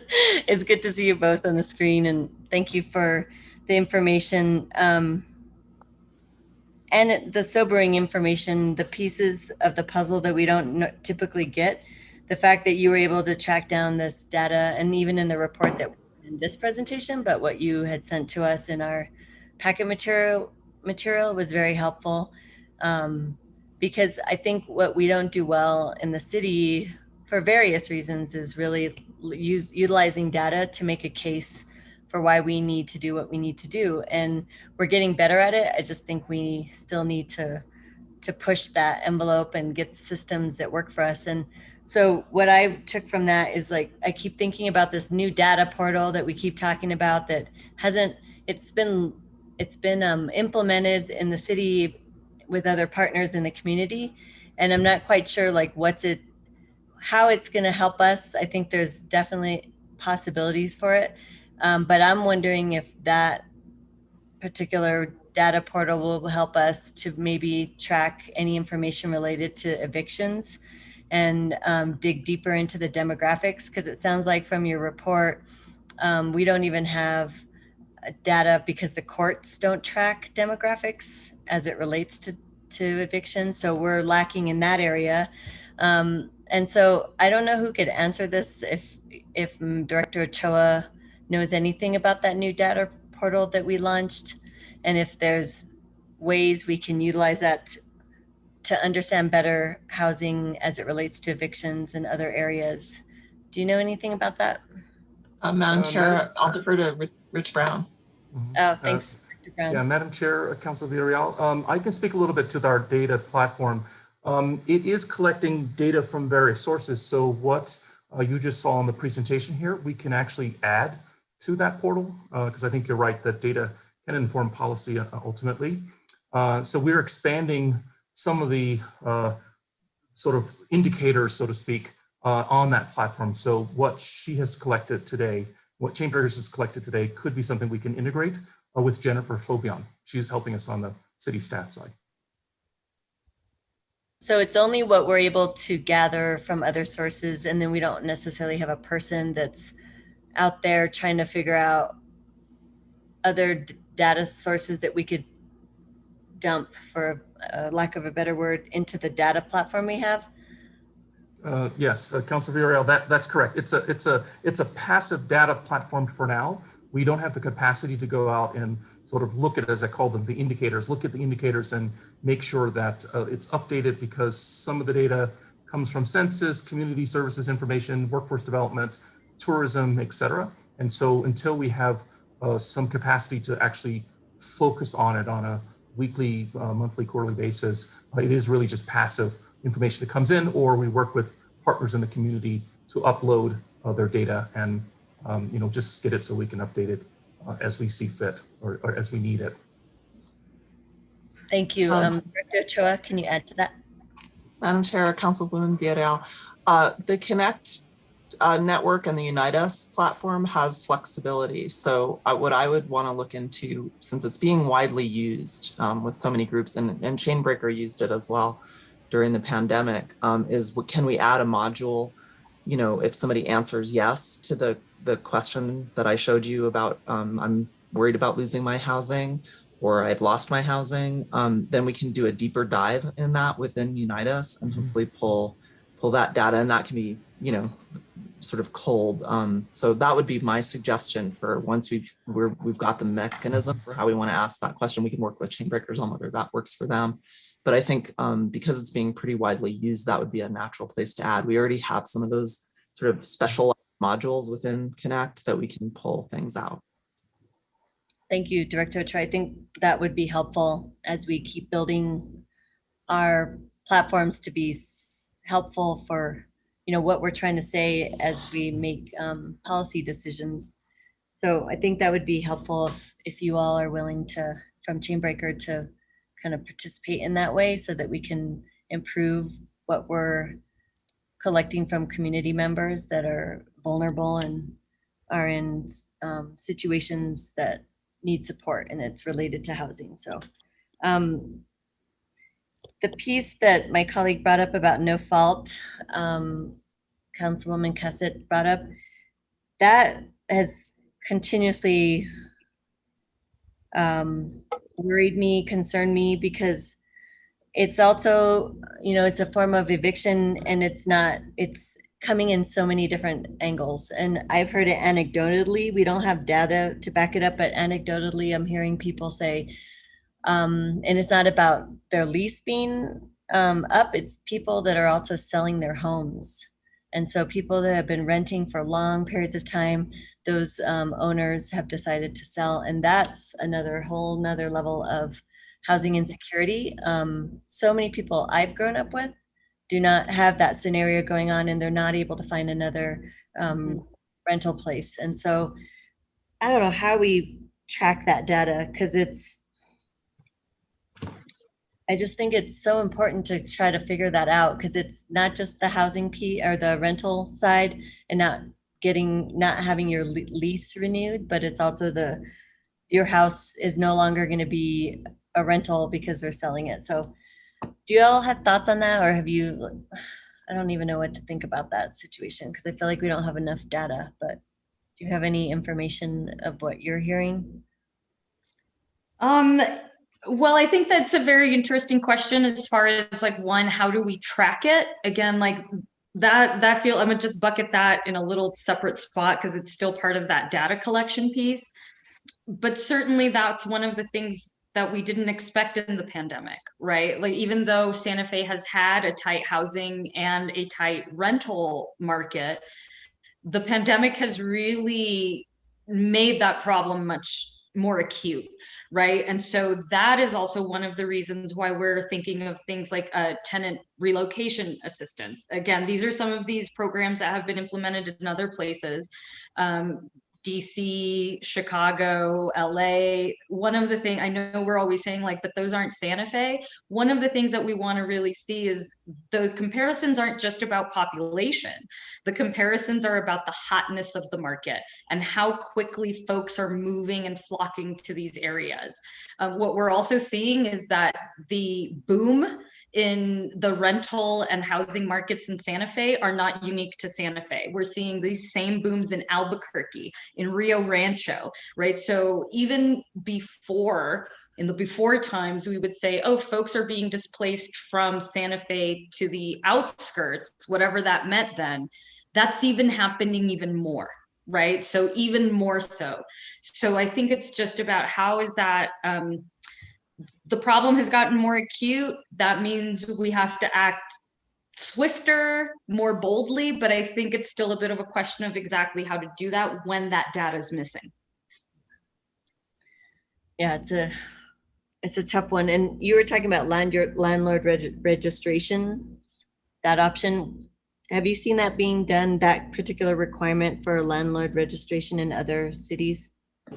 Yes, and again, there are various again, not just large cities, but even mid-sized cities, right? We would, there was one that I saw, let me see if I can actually pull a couple of names here. The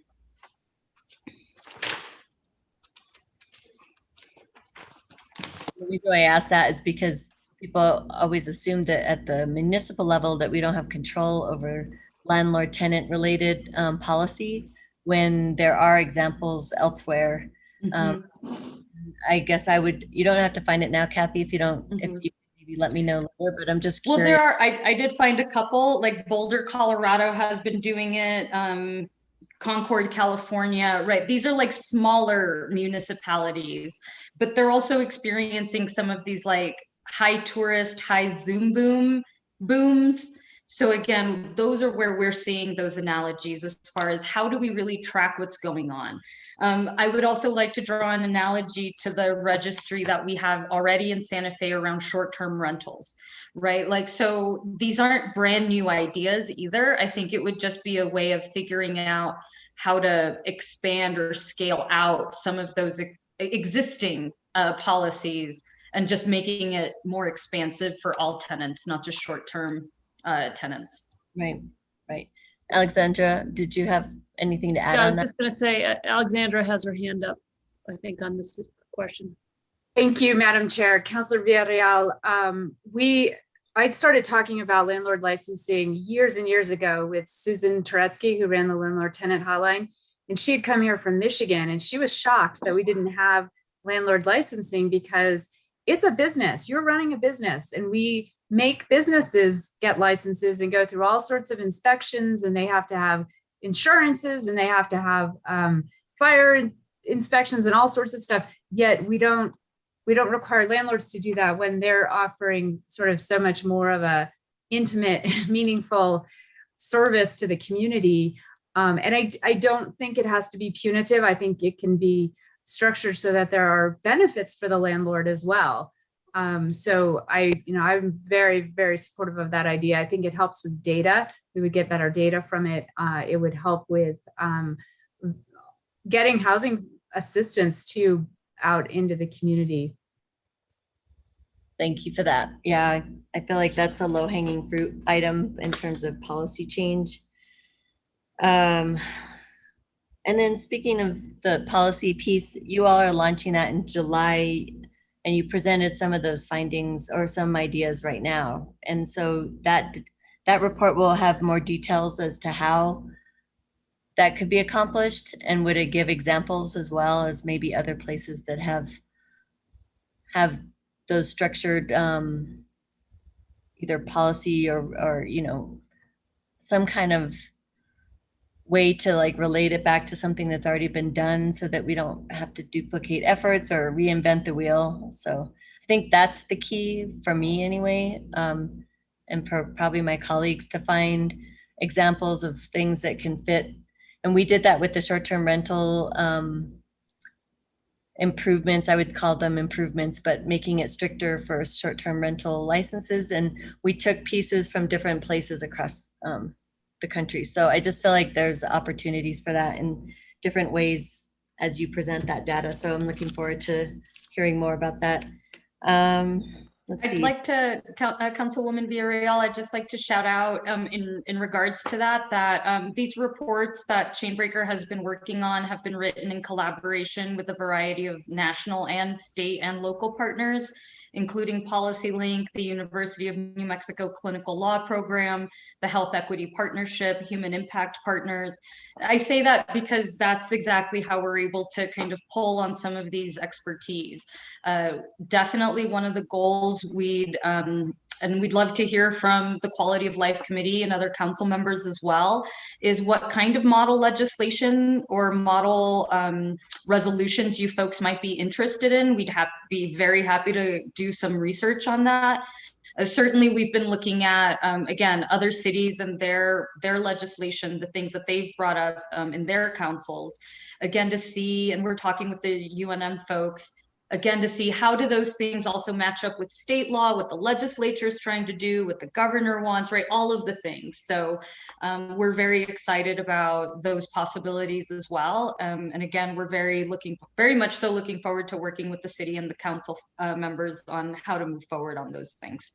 Excellent. Yeah, that's great to hear. And I think at least those of us that are on here would probably be very interested in those low-hanging fruit policy changes that we can make without having to change things at the state level, which I know there's some limitations at times for state legislation that has to change for us to be able to do certain policy changes as well. So just want to flag that. Also, this question's for Director Ochoa, as it relates to the funding that's coming to us for the American Rescue Plan Act, ARPA, and I'm curious, there you are, sorry, my screen. If you could just let us know if the ARPA funds would be able to support aspects around housing as it relates to evictions, if you know if there's any limitations for that funding. So, Madam Chair, Councilwoman Villarreal, Director Brown has actually been the one to really delve deep into this. My initial answer to you is yes, and I'll see if I'm correct in that when Rich will. Director Brown is here, so he can take it from there. Thank you, Madam Chair. Council Villarreal, you are correct. The ARPA funds do have eligibility around that.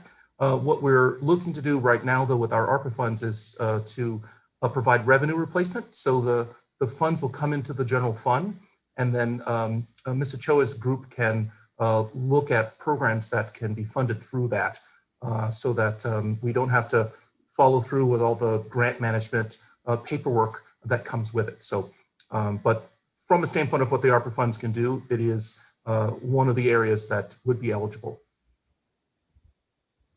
So what you're saying, the plan, at least I think it's tentative because we haven't seen it yet at the council level, but the plan for the ARPA funds it would go through the general fund so that we're able to have more flexibility for program implementation through either existing community partners like nonprofit partners, or through our own like system possibilities. Does that make sense? Yes, Madam Chair. Councilor Villarreal, that's correct. The ARPA funds do have some restrictions through the Treasury where you can only really spend it in these qualified census tracts. There are 4 of them in the city of Santa Fe. So having that as a revenue replacement allows us to take all the funding into our general fund and then use it citywide. So Ms. Ochoa would have the flexibility to use it based upon our full city and its needs versus just in the qualified census tracts. And those 4 qualified census tracts are what again? I don't have the numbers on them, but you could think of them as the 5 opportunity zones we had. So one is in the Hopewell Man neighborhood. Another is to the west of Cerrillos, where Sila Rufina is. And then another one is just south of that, up to about Airport Road. And then the fourth one is just below Bellamar, I think that area. I don't have them in front of me, but those are the four. But keep in mind that because we're bringing the money into the general fund using a revenue replacement grant, we have a lot more flexibility to use it for the whole city. We don't have to really focus on just the census tracts. So that provides Ms. Ochoa's group with a lot more flexibility to figure out how to look at the entire city versus just those census tracts. While I understand the flexibility of the funding so that we have more control, maybe less bureaucratic red tape, I do want us to focus on those qualified census tracts. Those are the areas that we need the most support, or I guess what I'm saying, those are areas that are most marginalized, under-resourced, and so it would make sense for us to focus on those qualified census tracts. And the only reason why we wouldn't is so that we can kind of break that bureaucratic red tape. Is that what I'm hearing? I just want to make sure we're not. I want to clarify, between the past presidential administration and the current presidential administration, they've changed the census tracts. So in the past, through the other tax act, we had 5 opportunity zones that have high unemployment, high poverty. But in the new administration, what the US Treasury has done is designate new census tracts. There's 2 of them that are the same, but there still are a lot more in our city that have high unemployment and high poverty. So having it go through the general fund and procurement allows her to do both. She can do the qualified census tracts, and she could also focus on those opportunity zones that we knew still had high poverty and high unemployment throughout the city. Great. And Madam Chair, Councilwoman Guerrero, it happens that we can pull at least zip code data and address data from, and of course, we found that the majority of funds did go into those high census tract needs. Thanks for clarifying that, Director Brown and Sure. Ochoa. That's helpful. I think that's it. Just appreciate Chainbreaker's work and all of the involvement you've had directly to our community members and being able to serve them and meet their needs where they're at and in person. And so I'm thankful that you're our partner in the community. I think it helps us as a city to be able to get resources to where they need to go with the help of partners like you and others in the city. So thank you so much. Thank you all for having us here. Okay, so I have just a quick question. I got a call last week from a woman who said she was being evicted because her landlord said that the pandemic was over. Can you speak to, you mentioned that the federal moratorium ends the end of this month. We still have the city and state moratoriums. And do you have any sense of what the state might be doing or not doing? And when is that ending in June? I've lost track of where we are. Maybe you're more fluid in this, especially as it relates to evictions. Yes, thank you for that question, Madam Chair. The moratorium at the federal level had a built-in expiration date. And it had been put in place during the prior presidential administration. And then when the new administration came in, they've continually been extending it. However, the current presidential administration did indicate that they would not extend it beyond June 30th. There have been some court challenges to the federal moratorium, but they didn't survive. So as of right now, the belief is that when the federal moratorium ends on June 30th, that the Biden administration will not be further extending that. The state moratorium does not have a built-in expiration date or a sunset clause. The way that the state of New Mexico did the moratorium is they acted through the New Mexico Supreme Court. And I mentioned that's again in contrast, it wasn't an executive order and it wasn't legislative, it was the courts. So in the state of New Mexico's moratorium, that one's going to be in place until the New Mexico Supreme Court reconvenes meets, puts it on their calendar, and hears it again to actually lift it. When that's expected to happen, I don't think anyone really knows. We, of course, can only go, I think, by maybe some indications that, the governor has said things in the news that they expect the state to reopen by such and such a date. I would expect that maybe that's when those state orders would also lift right around that time. But again, there's no expiration date. Our urging is that that state moratorium should stay in place as long as possible, even beyond whatever the Biden administration chooses to do. Again, whether and how they do that, that's up to them, but certainly that's our urging. The city's order, which is a mayoral proclamation, that one is in its language tied to expire when the state one does. So if the Supreme Court lifts it tomorrow, then ours will expire at the same time. Again, we urge the city and to find ways to extend that moratorium. And again, to build on what we were saying, as far as really focusing on the more vulnerable neighborhoods in our city, if it's possible to do tiered lifting, tiered protections, to really protect those particular neighborhoods and census tracts that are seeing the disproportionate evictions, that are seeing the disproportionate infections, that's where we think it could also be really, really effective. Again, what that might look like is, I think, a big question, exactly what that looks like, but we believe that there are ways to make those emergency protections more permanent and more robust for tenants, not just for the pandemic, right? We're seeing that this emergency existed before it, was made worse, and now is incredibly acute, right? So we need to really think big, I think. Mm-hmm. Okay, thank you. That's helpful. I don't see any other hands up. I, again, really appreciate you coming back to the committee with your second report.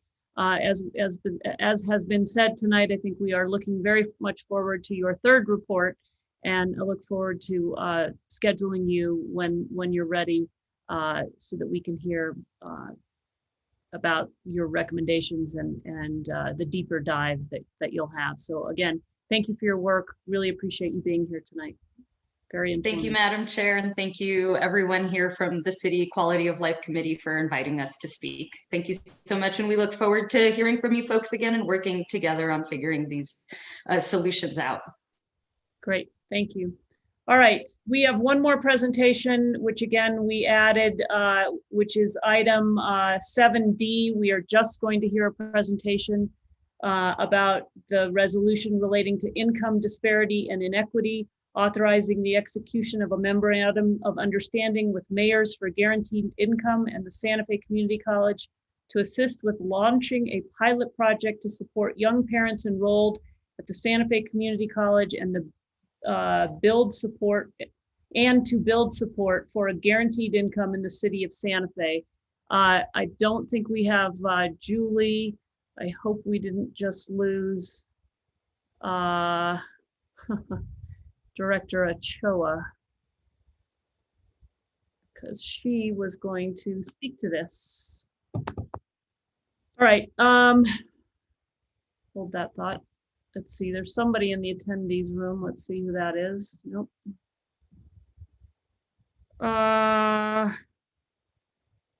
Well, maybe we are going to go to a consent item while we find who we need. All right. We will go, let's go to item C, I believe, Councilor Garcia. Jamie Ray, do you want to introduce item C on the consent agenda?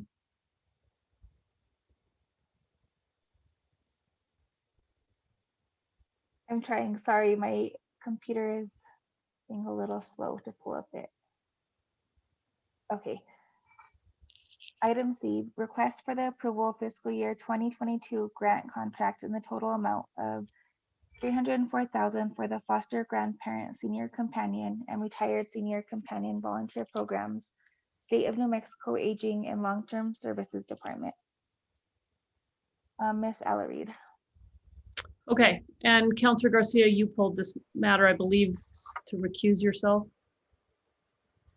Yes, thank you, Madam Chair. I'd like to recuse myself from this agenda item as I work for the federal agency that administers the foster grandparent, senior companion, and retired senior volunteer program.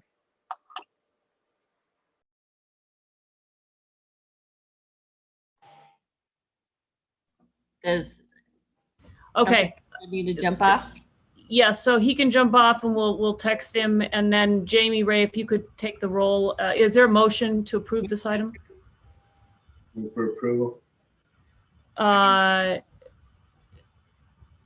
Councilor Rivera has moved. Is there a second? I guess you didn't hear my. I'm sorry. I think it's just not working, Zoom. So, okay, I'm sorry. Tell me who made the motion. All right, Councilor Rivera made the motion. Councilwoman Villarreal made the second. Am I correct? All right, thank you. Can we have, is there discussion on this? If not, can we get a roll call? Councillor Cassett, Yes. Councillor Michael Garcia. Oh, Aye. I'm sorry. He's recused. Yeah. Councillor Chris Rivera, Yes. Councillor Renee Villarreal, Yes, thanks, Anya, for joining us again. and Chair Carol Romero Worth. Yes. All right. Let's see. We need. Madam Chair, you're muted. Sorry, we need to text Councilor Garcia to come back, and I did connect with Director Ochoa. Hopefully she will be rejoining here. So hold on. I just messaged Councilor Garcia. Okay, good. You're faster than me. All right, we'll wait for him to come back. Yeah. Uh-oh. Councilor Rivera, you're not muted. Sorry. Just didn't want you to say anything you didn't want us to hear. All right, still waiting for Director Ochoa, so we will go to item H. Okay. Item H, Councilwoman Villarreal, you pulled this item. Jamie Ray, could you just read the caption, please? Resolution of Bill, Councilor Lindell, Mayor Weber. An ordinance amending section 23-6.2 SFCC 1987 to remove the 6-month minimum lease duration for the sale and consumption of alcohol on city property. Randy Randolph. Okay. Mr. Randall, oh no, did we lose him too? Yeah, Madam Chair, he had to go to another community meeting. Okay. So I'm here, and so is Okay, great. Mr. Dean. Terrific. So thank you, Director Brown, if you want to, or Yeah, I got it. Ian, whoever's doing this, take it away. It's all good. So I just want to say I'm supportive of this change, and the only thing I wanted to make sure how we were moving forward with this. I think it's been helpful for our restaurants to have this option. The only thing I was wanting to make sure we resolve is that we have restaurants that have outdoor patios that are on sidewalks or blocking them, and so it's forcing pedestrians to walk in the street when cars are driving. And I'm specifically talking about downtown, but there's an area where I'm a little concerned about pedestrians and their access, and then the ADA compliance of that. So Director Brown, how can we resolve this issue? Because I've seen a couple, I don't want to name out the restaurants per se. I think it's just they were trying to make accommodations, but it's becoming a problem now that there's more cars on the road. So just wondering what the plan is into the future about that particular issue.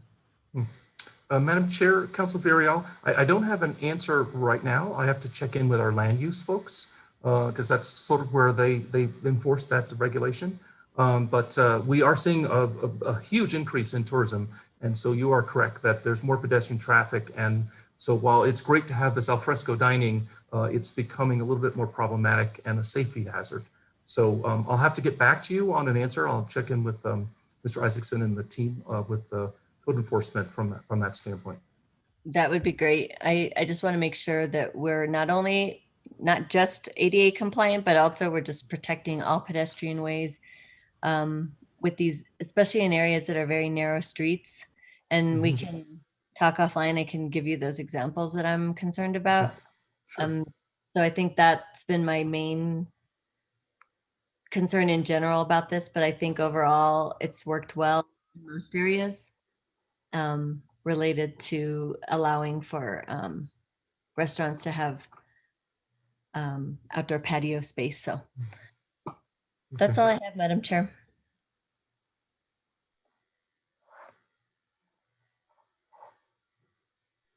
Madam Chair, I think you're muted.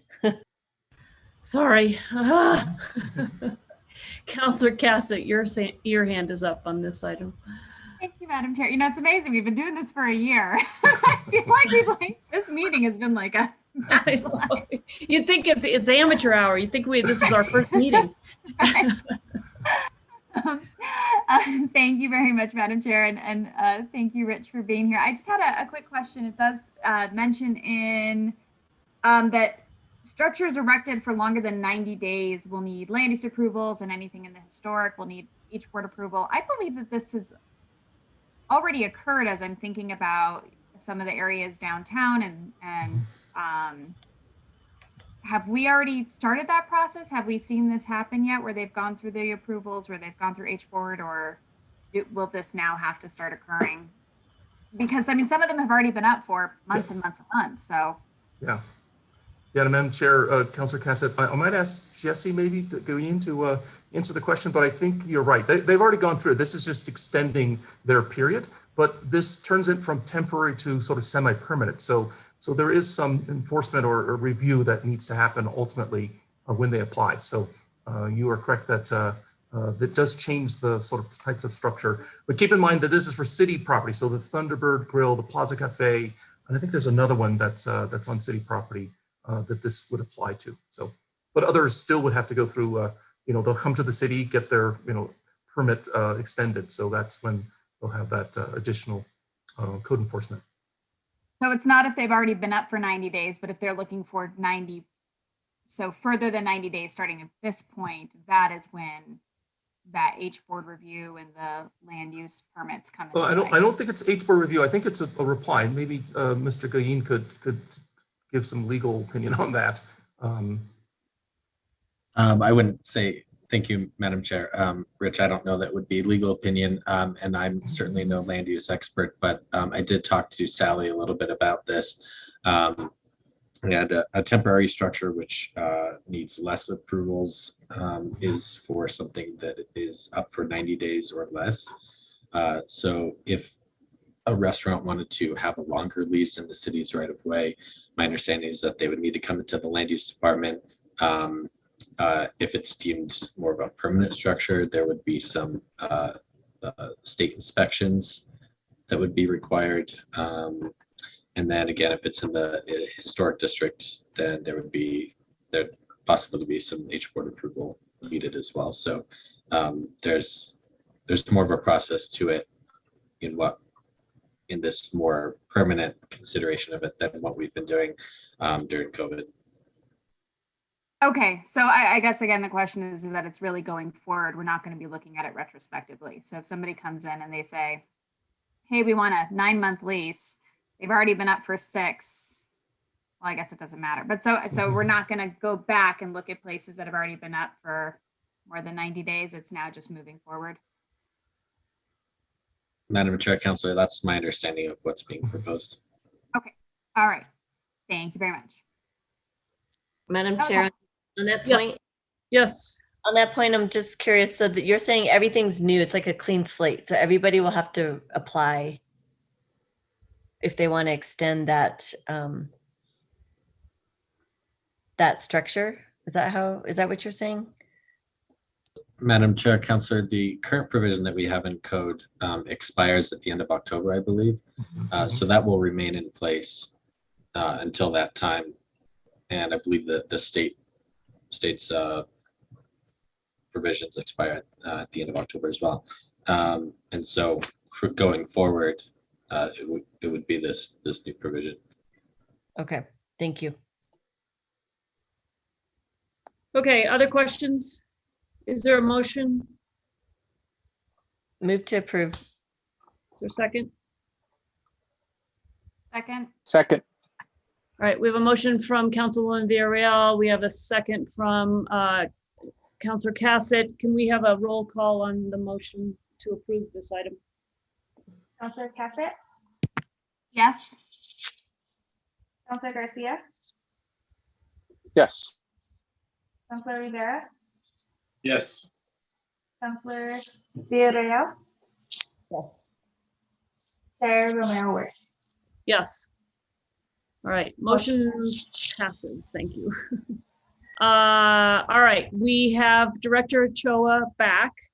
And sorry about that. And we are going to go to what was item 7D on our agenda about a resolution relating to income disparity and inequity, authorizing the execution of an MOU with the mayors of Guaranteed Income and the Santa Fe Community College to assist with the launching of a pilot project to support young parents enrolled at Santa Fe Community College and to build support for a guaranteed income in the city of Santa Fe. And we are not taking action on this item tonight, just in case anybody's joining us late. But we are hearing a presentation about what this resolution seeks to do. So Thank you. Director Ochoa, I believe you can help in this item. Thank you, Madam Chair, members of the committee. What you have before you represents about 6 months of work that we've done to, first of all, work with community partners at the Santa Fe Community Foundation and the Community College to apply for this opportunity that was presented by the Mayors for Guaranteed Income. Mayor Weber joined the effort in, I believe it was November. And we worked with community partners to identify a population that we thought could benefit in particular from a guaranteed income pilot. We were awarded the $500,000 grant from Mayors for Guaranteed Income, which enables us to participate in their nationwide project to each community selects 100 people to receive a guaranteed income for a year. We hope to extend that with some fundraising to 2 years and to increase the monthly amount. The community college has been a wonderful partner, as has the Expanding Opportunities for Young Families project at the Community Foundation, which we originally worked with to develop the proposal. They are a project that supports a cohort of parents who are students at the community college. And one of the needs that was identified, the major need for people staying in school and being able to complete a degree, is income. You know, often people are working multiple jobs and have to drop out, and that was confirmed by the community college folks. And this will really, we hope, get 100 families over the hump in terms of being able to stay in school, complete a certificate or a degree, and really support their families. And with that, I can open it up for questions. Great, thank you. Are there questions from the committee?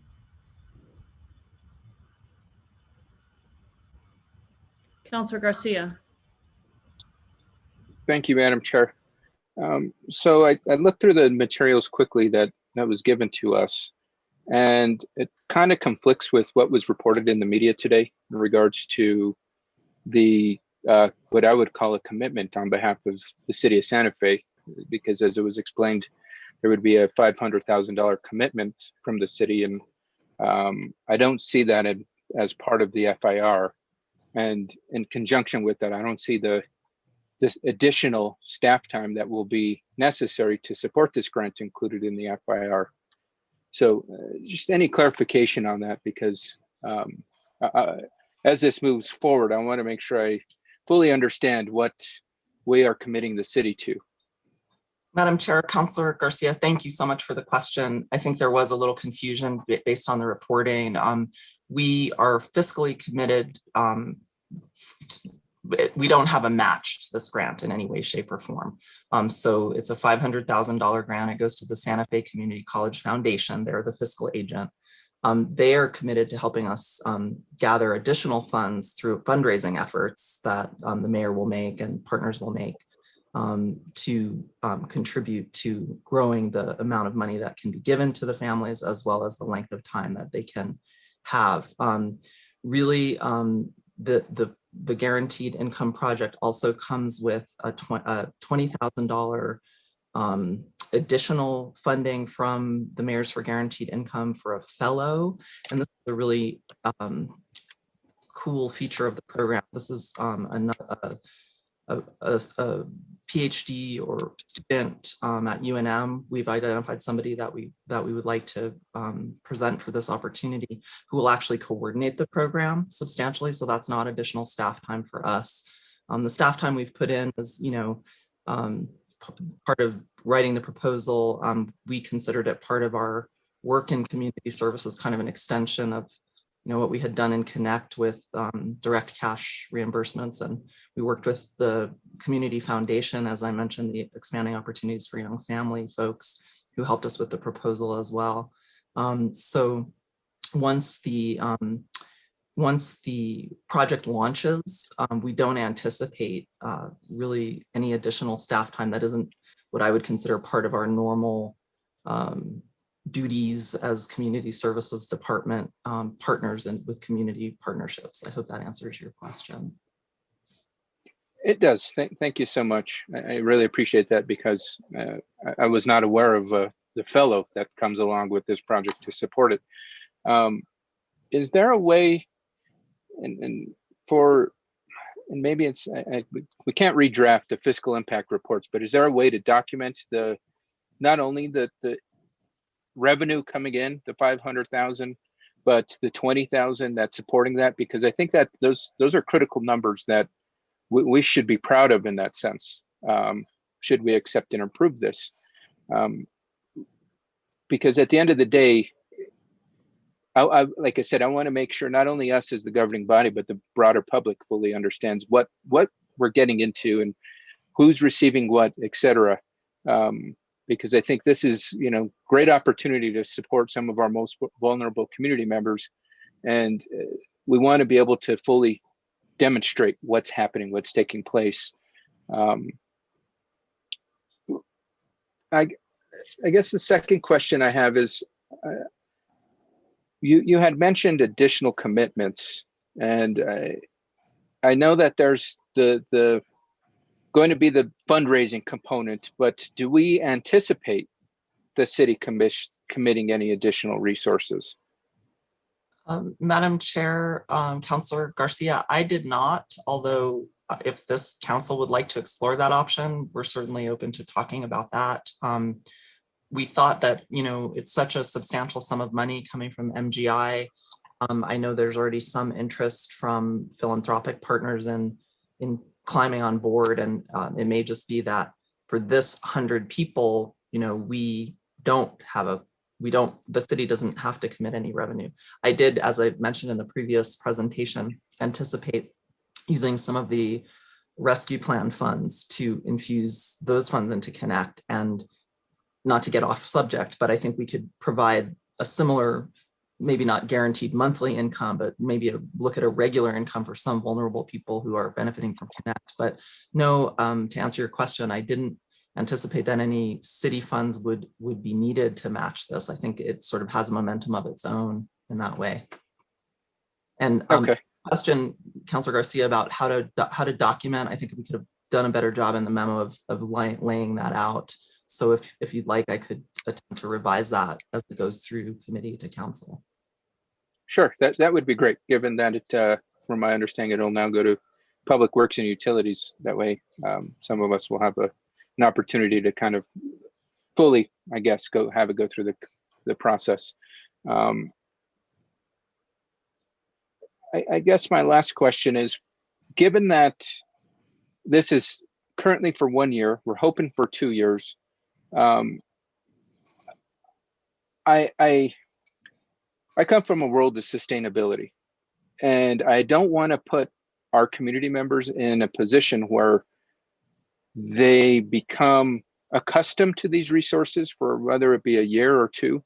And I, like I said, I haven't really looked at this, and I don't know if it's in the packet materials. Maybe this is something to be added for next presentation.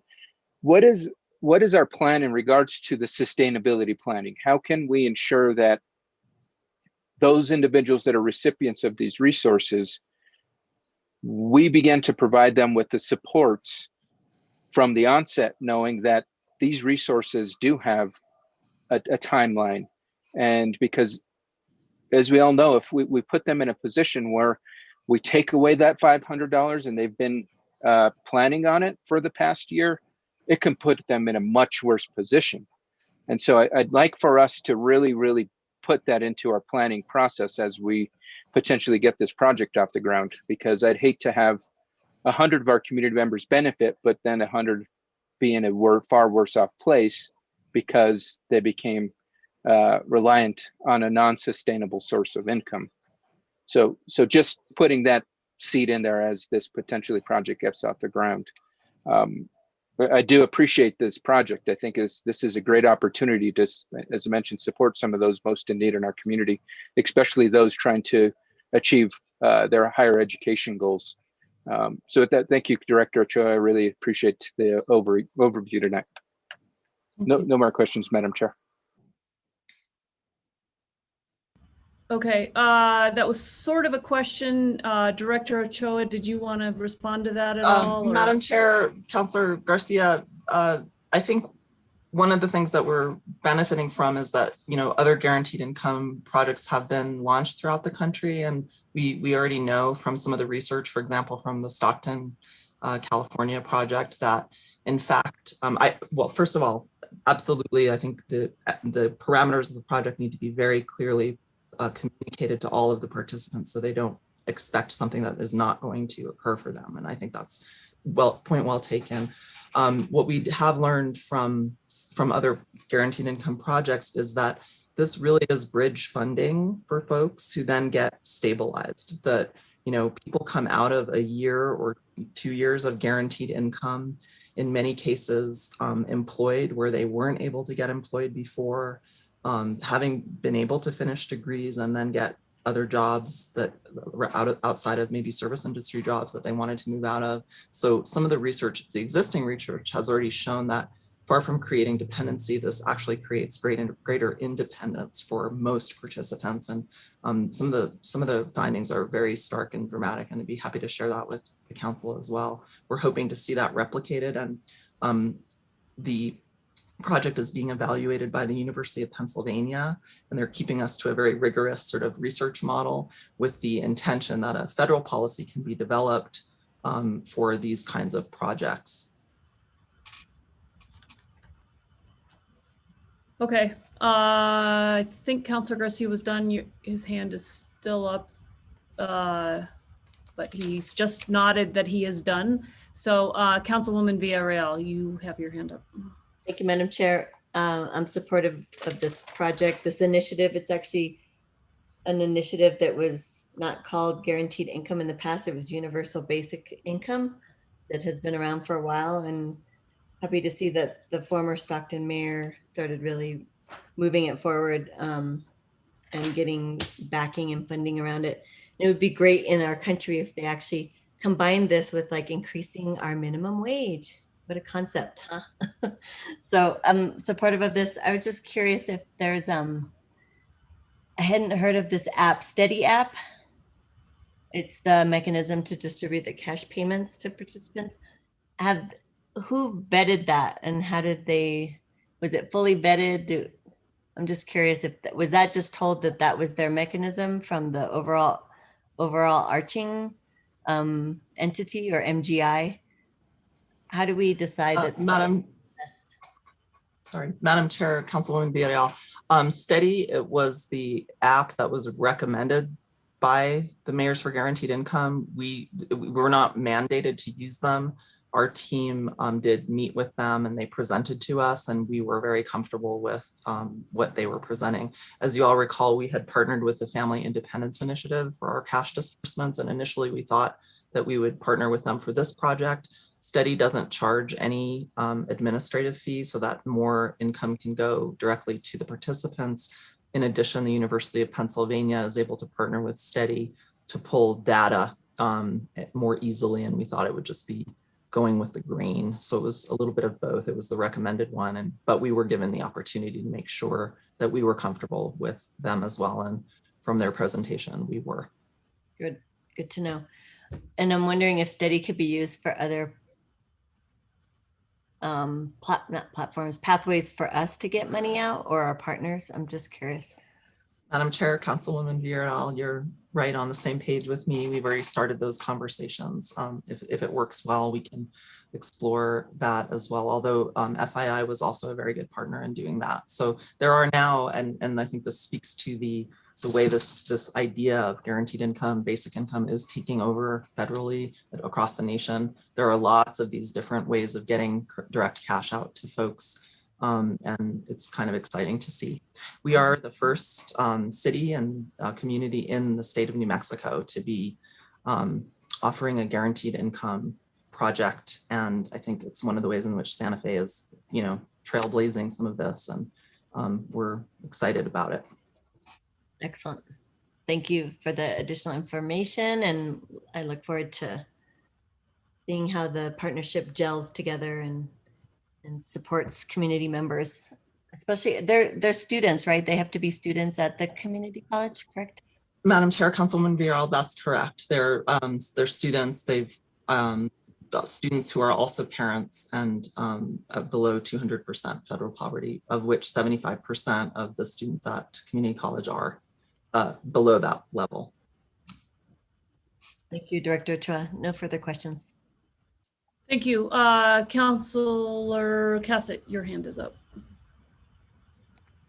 Thank you very much, Madam Chair. Thank you, Director Ochoa, for being here and talking about this. I'm really very excited about this pilot. And I really emphasize the word pilot here, as I do hope that this can expand into more permanent programming. As you mentioned, there really is this piece about bridge funding and what this can do for individuals in specific time periods. A couple questions. One's a bit of a technical question. I believe you mentioned this yesterday at the press conference as this was being announced. I was chasing my tiny human, so I may have missed it. But there's a difference between UBI and UGI of universal basic income and universal guaranteed income. And would you be able to provide any more information on that for my own edification? Madam Chair, Councilor Cassett, I'll do my best. I'm not an expert in this realm, but I think Councilwoman Villarreal kind of alluded to this, that a universal basic income has to do with living wages and establishing that what is the cost of living in a community and what do people need in order to be able to survive in that way, and sort of it's more of a global, like, community-wide definition, whereas this universal or guaranteed income is more targeted, to a specific, you're guaranteed a certain amount of income for a certain amount of time, which, to Councilor Garcia's question, enables you ideally to have less income volatility at a time, which can really take you off track in terms of meeting some of your goals toward employment or education. So it's a little more, guaranteed income is a little more targeted to individuals. As I understand it, basic income is more of a defined amount for what you need to live in any particular community. Okay. Right. Now we might get some more informed people weighing in on that than I. Okay, thank you. That was a very good basic understanding. So I appreciate that. And then, so we have 100, we'll be able to support 100 students. How is the selection of the students being made, of who's going to be able to be in this pilot? So, Madam Chair, Councillor Cassett, we began in our research design with our partners at the Expanding Opportunities for Young Families project, which lives at the Community Foundation. And 20, or I think it's 18 of those students will participate, and they get a certain level of supports through that program.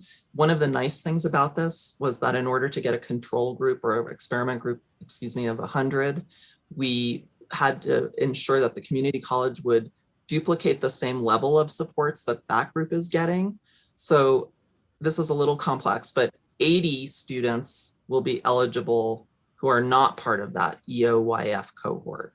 And the those students will be selected via outreach the community college will do, and the fellow that I mentioned will do to create awareness of the project, and then they'll be selected by lottery. Okay, thank you. That is great that those students will also then be getting those additional supports. So that'll be good to see. And then I know payments are going to start going out in the fall.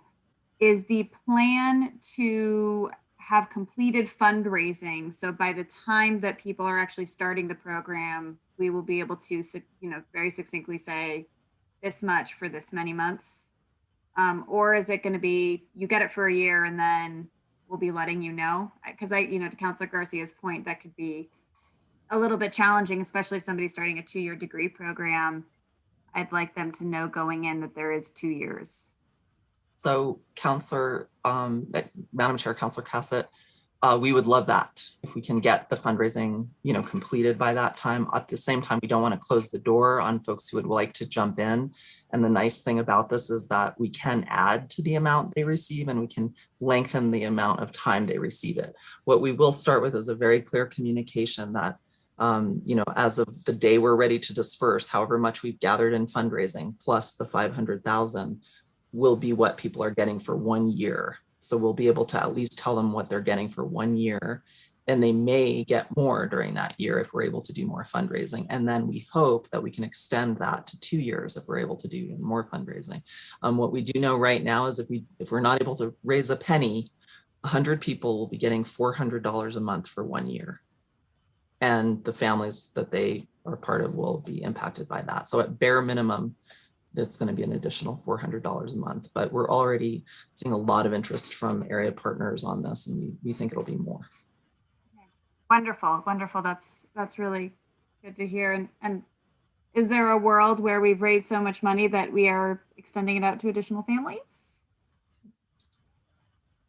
Madam Chair, Councilor Cassett, let's dream big. If we get the and all who support it, talk to those who they think would support it financially, I think we could do something like that. And it's a great example of public-private partnership. In this case, it's not actually, it's private-private partnership because the MGI is private money. But I think with the city sort of championing this and looking into policy implications of this, I think that's wonderful. I'm glad we had the opportunity to present a quality of life, because I think what we'll need your guidance on is how might we want to convert this pilot into local policy change. And so we look forward to continued conversations about that. Thank you. I look forward to those conversations as well. And I do really want to thank you and your team. I know that you guys put a lot of effort into getting this application and to really bringing this opportunity to the city. And thank you. I mean, this is really very exciting, and I do hope that it is a springboard rather than just a blip of a program, but really something that we get to expand. And I know that you guys will continue to be working on that. And I just cannot thank you enough for this effort. So wanted to make sure that was passed along. Thank you. I too just want to add my support to this. I signed on to this bill because of the partnerships that are involved, the fact that it is a pilot, which I think will help us understand the benefits of this kind of, I think you called it bridge funding, and help us build understanding about what it is and what it isn't, and the power that this kind of a resource could provide to changing the trajectory of people's lives. And so I'm very excited to see where it leads us and what it does for these first families that have the opportunity. And I think it's very exciting, and I want to applaud you. I know you've had a very long day, and I appreciate you hanging in there with us, but just want to say that I do think this is very exciting. And yeah, I'll leave it there for now. So, all right. I don't see any other questions, so I think we're done. Have a good evening, Director, and thanks for rejoining. Thank you, and I apologize for the inconvenience of jumping off. Oh, you were fine. We marched on and looped back around. All right, so we are at the end of our agenda. We have no action items for discussion. Matters from staff. Jamie Ray, did you have anything to tell us? Madam Chair, I do not have anything. Okay, thank you again for being here tonight. Really appreciate it. Matters from the committee. Seeing no matters from the committee, matters from the chair. Our next meeting is Wednesday, July 7th, and we will see you at the next meeting. So thank you all for hanging in there. Chair, yes. I see it. Councilwoman Villarreal's hand went up. You know what, Council, your hand blends in with your background. You got to wave at me or something. Okay, I just want to make a statement. We would part of the reason why we've had so many back and forth today is because we have items that do not have their packet material in time. Yep. And that's what creates not just mistrust, but frustration, because some of us cannot jump on quickly and review something at the last minute when we have other jobs or other meetings. And I think that's just been this ongoing saga. I don't know. I'm just trying to figure out a way that we can avoid this, because it'll prevent less stress and tension for our committee discussions, and also as it goes on to governing body. I know we all know this is just really frustrating. We had 3 items like that. Well, 2 items. Well, 3 if we count the other one that we took off because there was going to be changes. I don't know. I'm just saying it's really frustrating to get that, and then trying to make accommodations on the spot.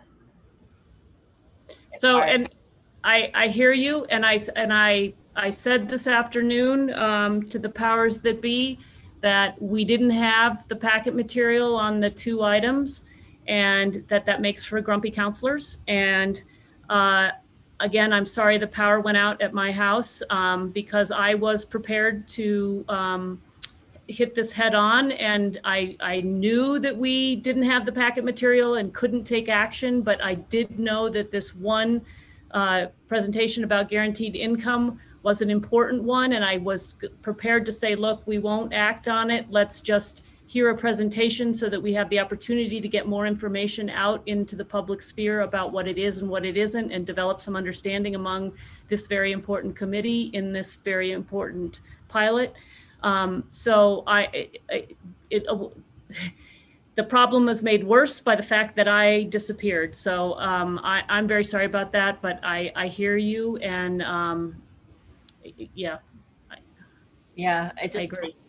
State that frustration, because well, one way that we could avoid this, and this is something that we may want to think about, is that we don't introduce things until they're ready, that they've been signed off by the city attorney, and they're ready to go. So that's something in our policies and procedures that we may down the road want to change, that you can't introduce something until you've got the hard copy in your hand.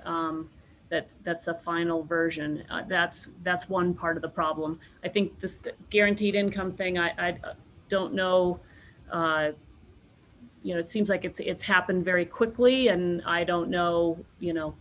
I didn't see the resolution until you did. So I don't know how that all went down. But sometimes we're also in a hurry, and so we don't get everything as fast as we need it. So, but other stuff, There's that, and there's actually times that things are ready to go, and it just gets delayed for other reasons. Yep. That I won't mention, but there's a lot of factors. I just think that, like, in terms of trying to build trust with each other, that it helps to have that, so that we're not like, why is this being done now? And what's the deadline? And why is there a deadline? I don't know. There's just a lot of things that play into it. And it frustrates me to see our camaraderie, our ability to interact with each other get deteriorated because of that. So Yeah, well, one easy fix, I think, would be you can't introduce something unless you have a signed version from the city attorney's office. And that may slow things down in some ways. I mean, this guaranteed income thing is a little bit of a special thing because we're dealing with outside partners, and you know, how that all comes to gel at the right time is probably a separate kind of deal. Councilor Cassett, your hand is up. I'm kind of to that point. There also might be just this piece where we need to go off of the baseline assumption that we're not trying to trick each other, as opposed to the baseline assumption that we are. I mean, the part of it is just like, I agree. Yes, we need to have our packet materials. They need to be there, but it's not, I don't think that it's always we're trying to slide something under the bus, as opposed to, I mean, things aren't getting done as fast as they need to be, which is definitely a problem. But I think kind of the thoughts and motivation there, you know, so it's not that the problem isn't there, and not that we don't need to make sure the packet materials are there, but the assumption that it's to pull the wool over one's eyes is, maybe we can challenge ourselves a little bit on that. Yeah, it's a good point. All right, other thoughts on this? Councilor Rivera, yes. That thought, though, just, I agree with you and Councilwoman Cassett.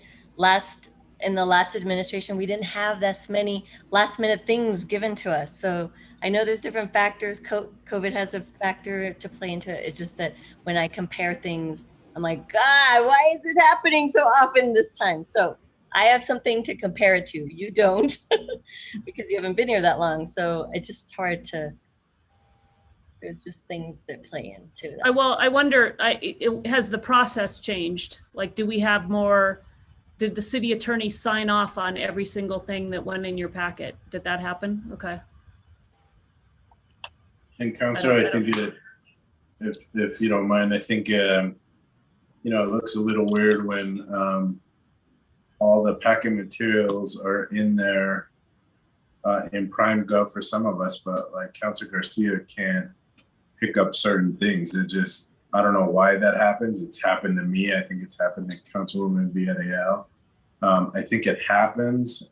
Councilor Cassett said it happens to her, but that just doesn't look right and doesn't feel right, especially if you're on the receiving end of it. So, yeah, and I think we've all complained about PrimeGov for various reasons. I mean, I sometimes plug into it and it's won't give me anything.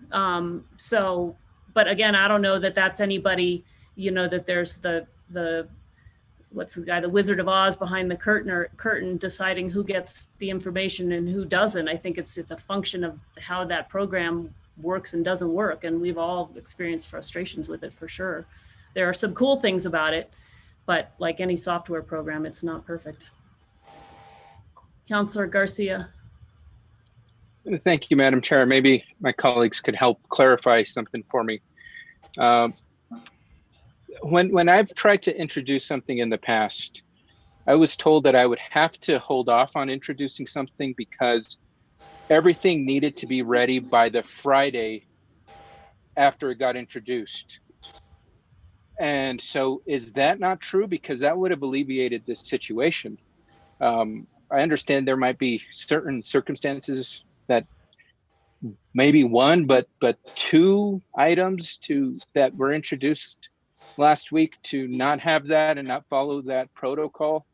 I guess my question is there a formal rule that we have? Everything has to be by that Friday, or is that internal staff decision? I think that's what we aspire to. I don't know that there's a rule, and you know, that's why I'm saying maybe that is something in our procedures we want to put in place. And you know, sometimes there is a draft of something, like I can think of several things where we have had the draft ready to go, and as far as we're concerned, it's ready to go, and but it hasn't been signed off by the city attorney's office, and you know, they won't put it in the official packet until it is, but they will let it be introduced.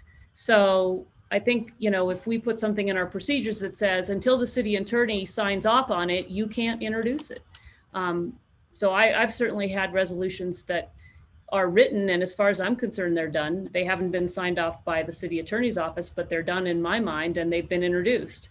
And then sometimes, you know, there's a bottleneck in the city attorney's office, and it you know, doesn't get the sign off in time for the meeting. So, and I don't know what all goes on, you know, or where, I mean, my assumption is the sign off, the bottleneck is there, but there may be other places where it gets bogged down. And, you know, I think this is something that, you know, we probably need to look at. And I know it makes us grumpy, and rightfully so, because you can't be voting on something when you don't have all the information. That's completely fair. And I think when you have staff trying to meet the IPRA requirements of having to have an agenda out 72 hours in advance, that puts them in a position where most of them don't work Saturday and Sunday. So they try to get it done as quickly as possible. So they'll put the agenda out sometimes without all the materials. They want all the materials. I think they ask for all the materials, but you know, things happen and they aren't always readily available. So, you know, unfortunately, it's a combination of a lot of different things, I think. Yeah, I think that's right. Okay, we'll pledge to do better.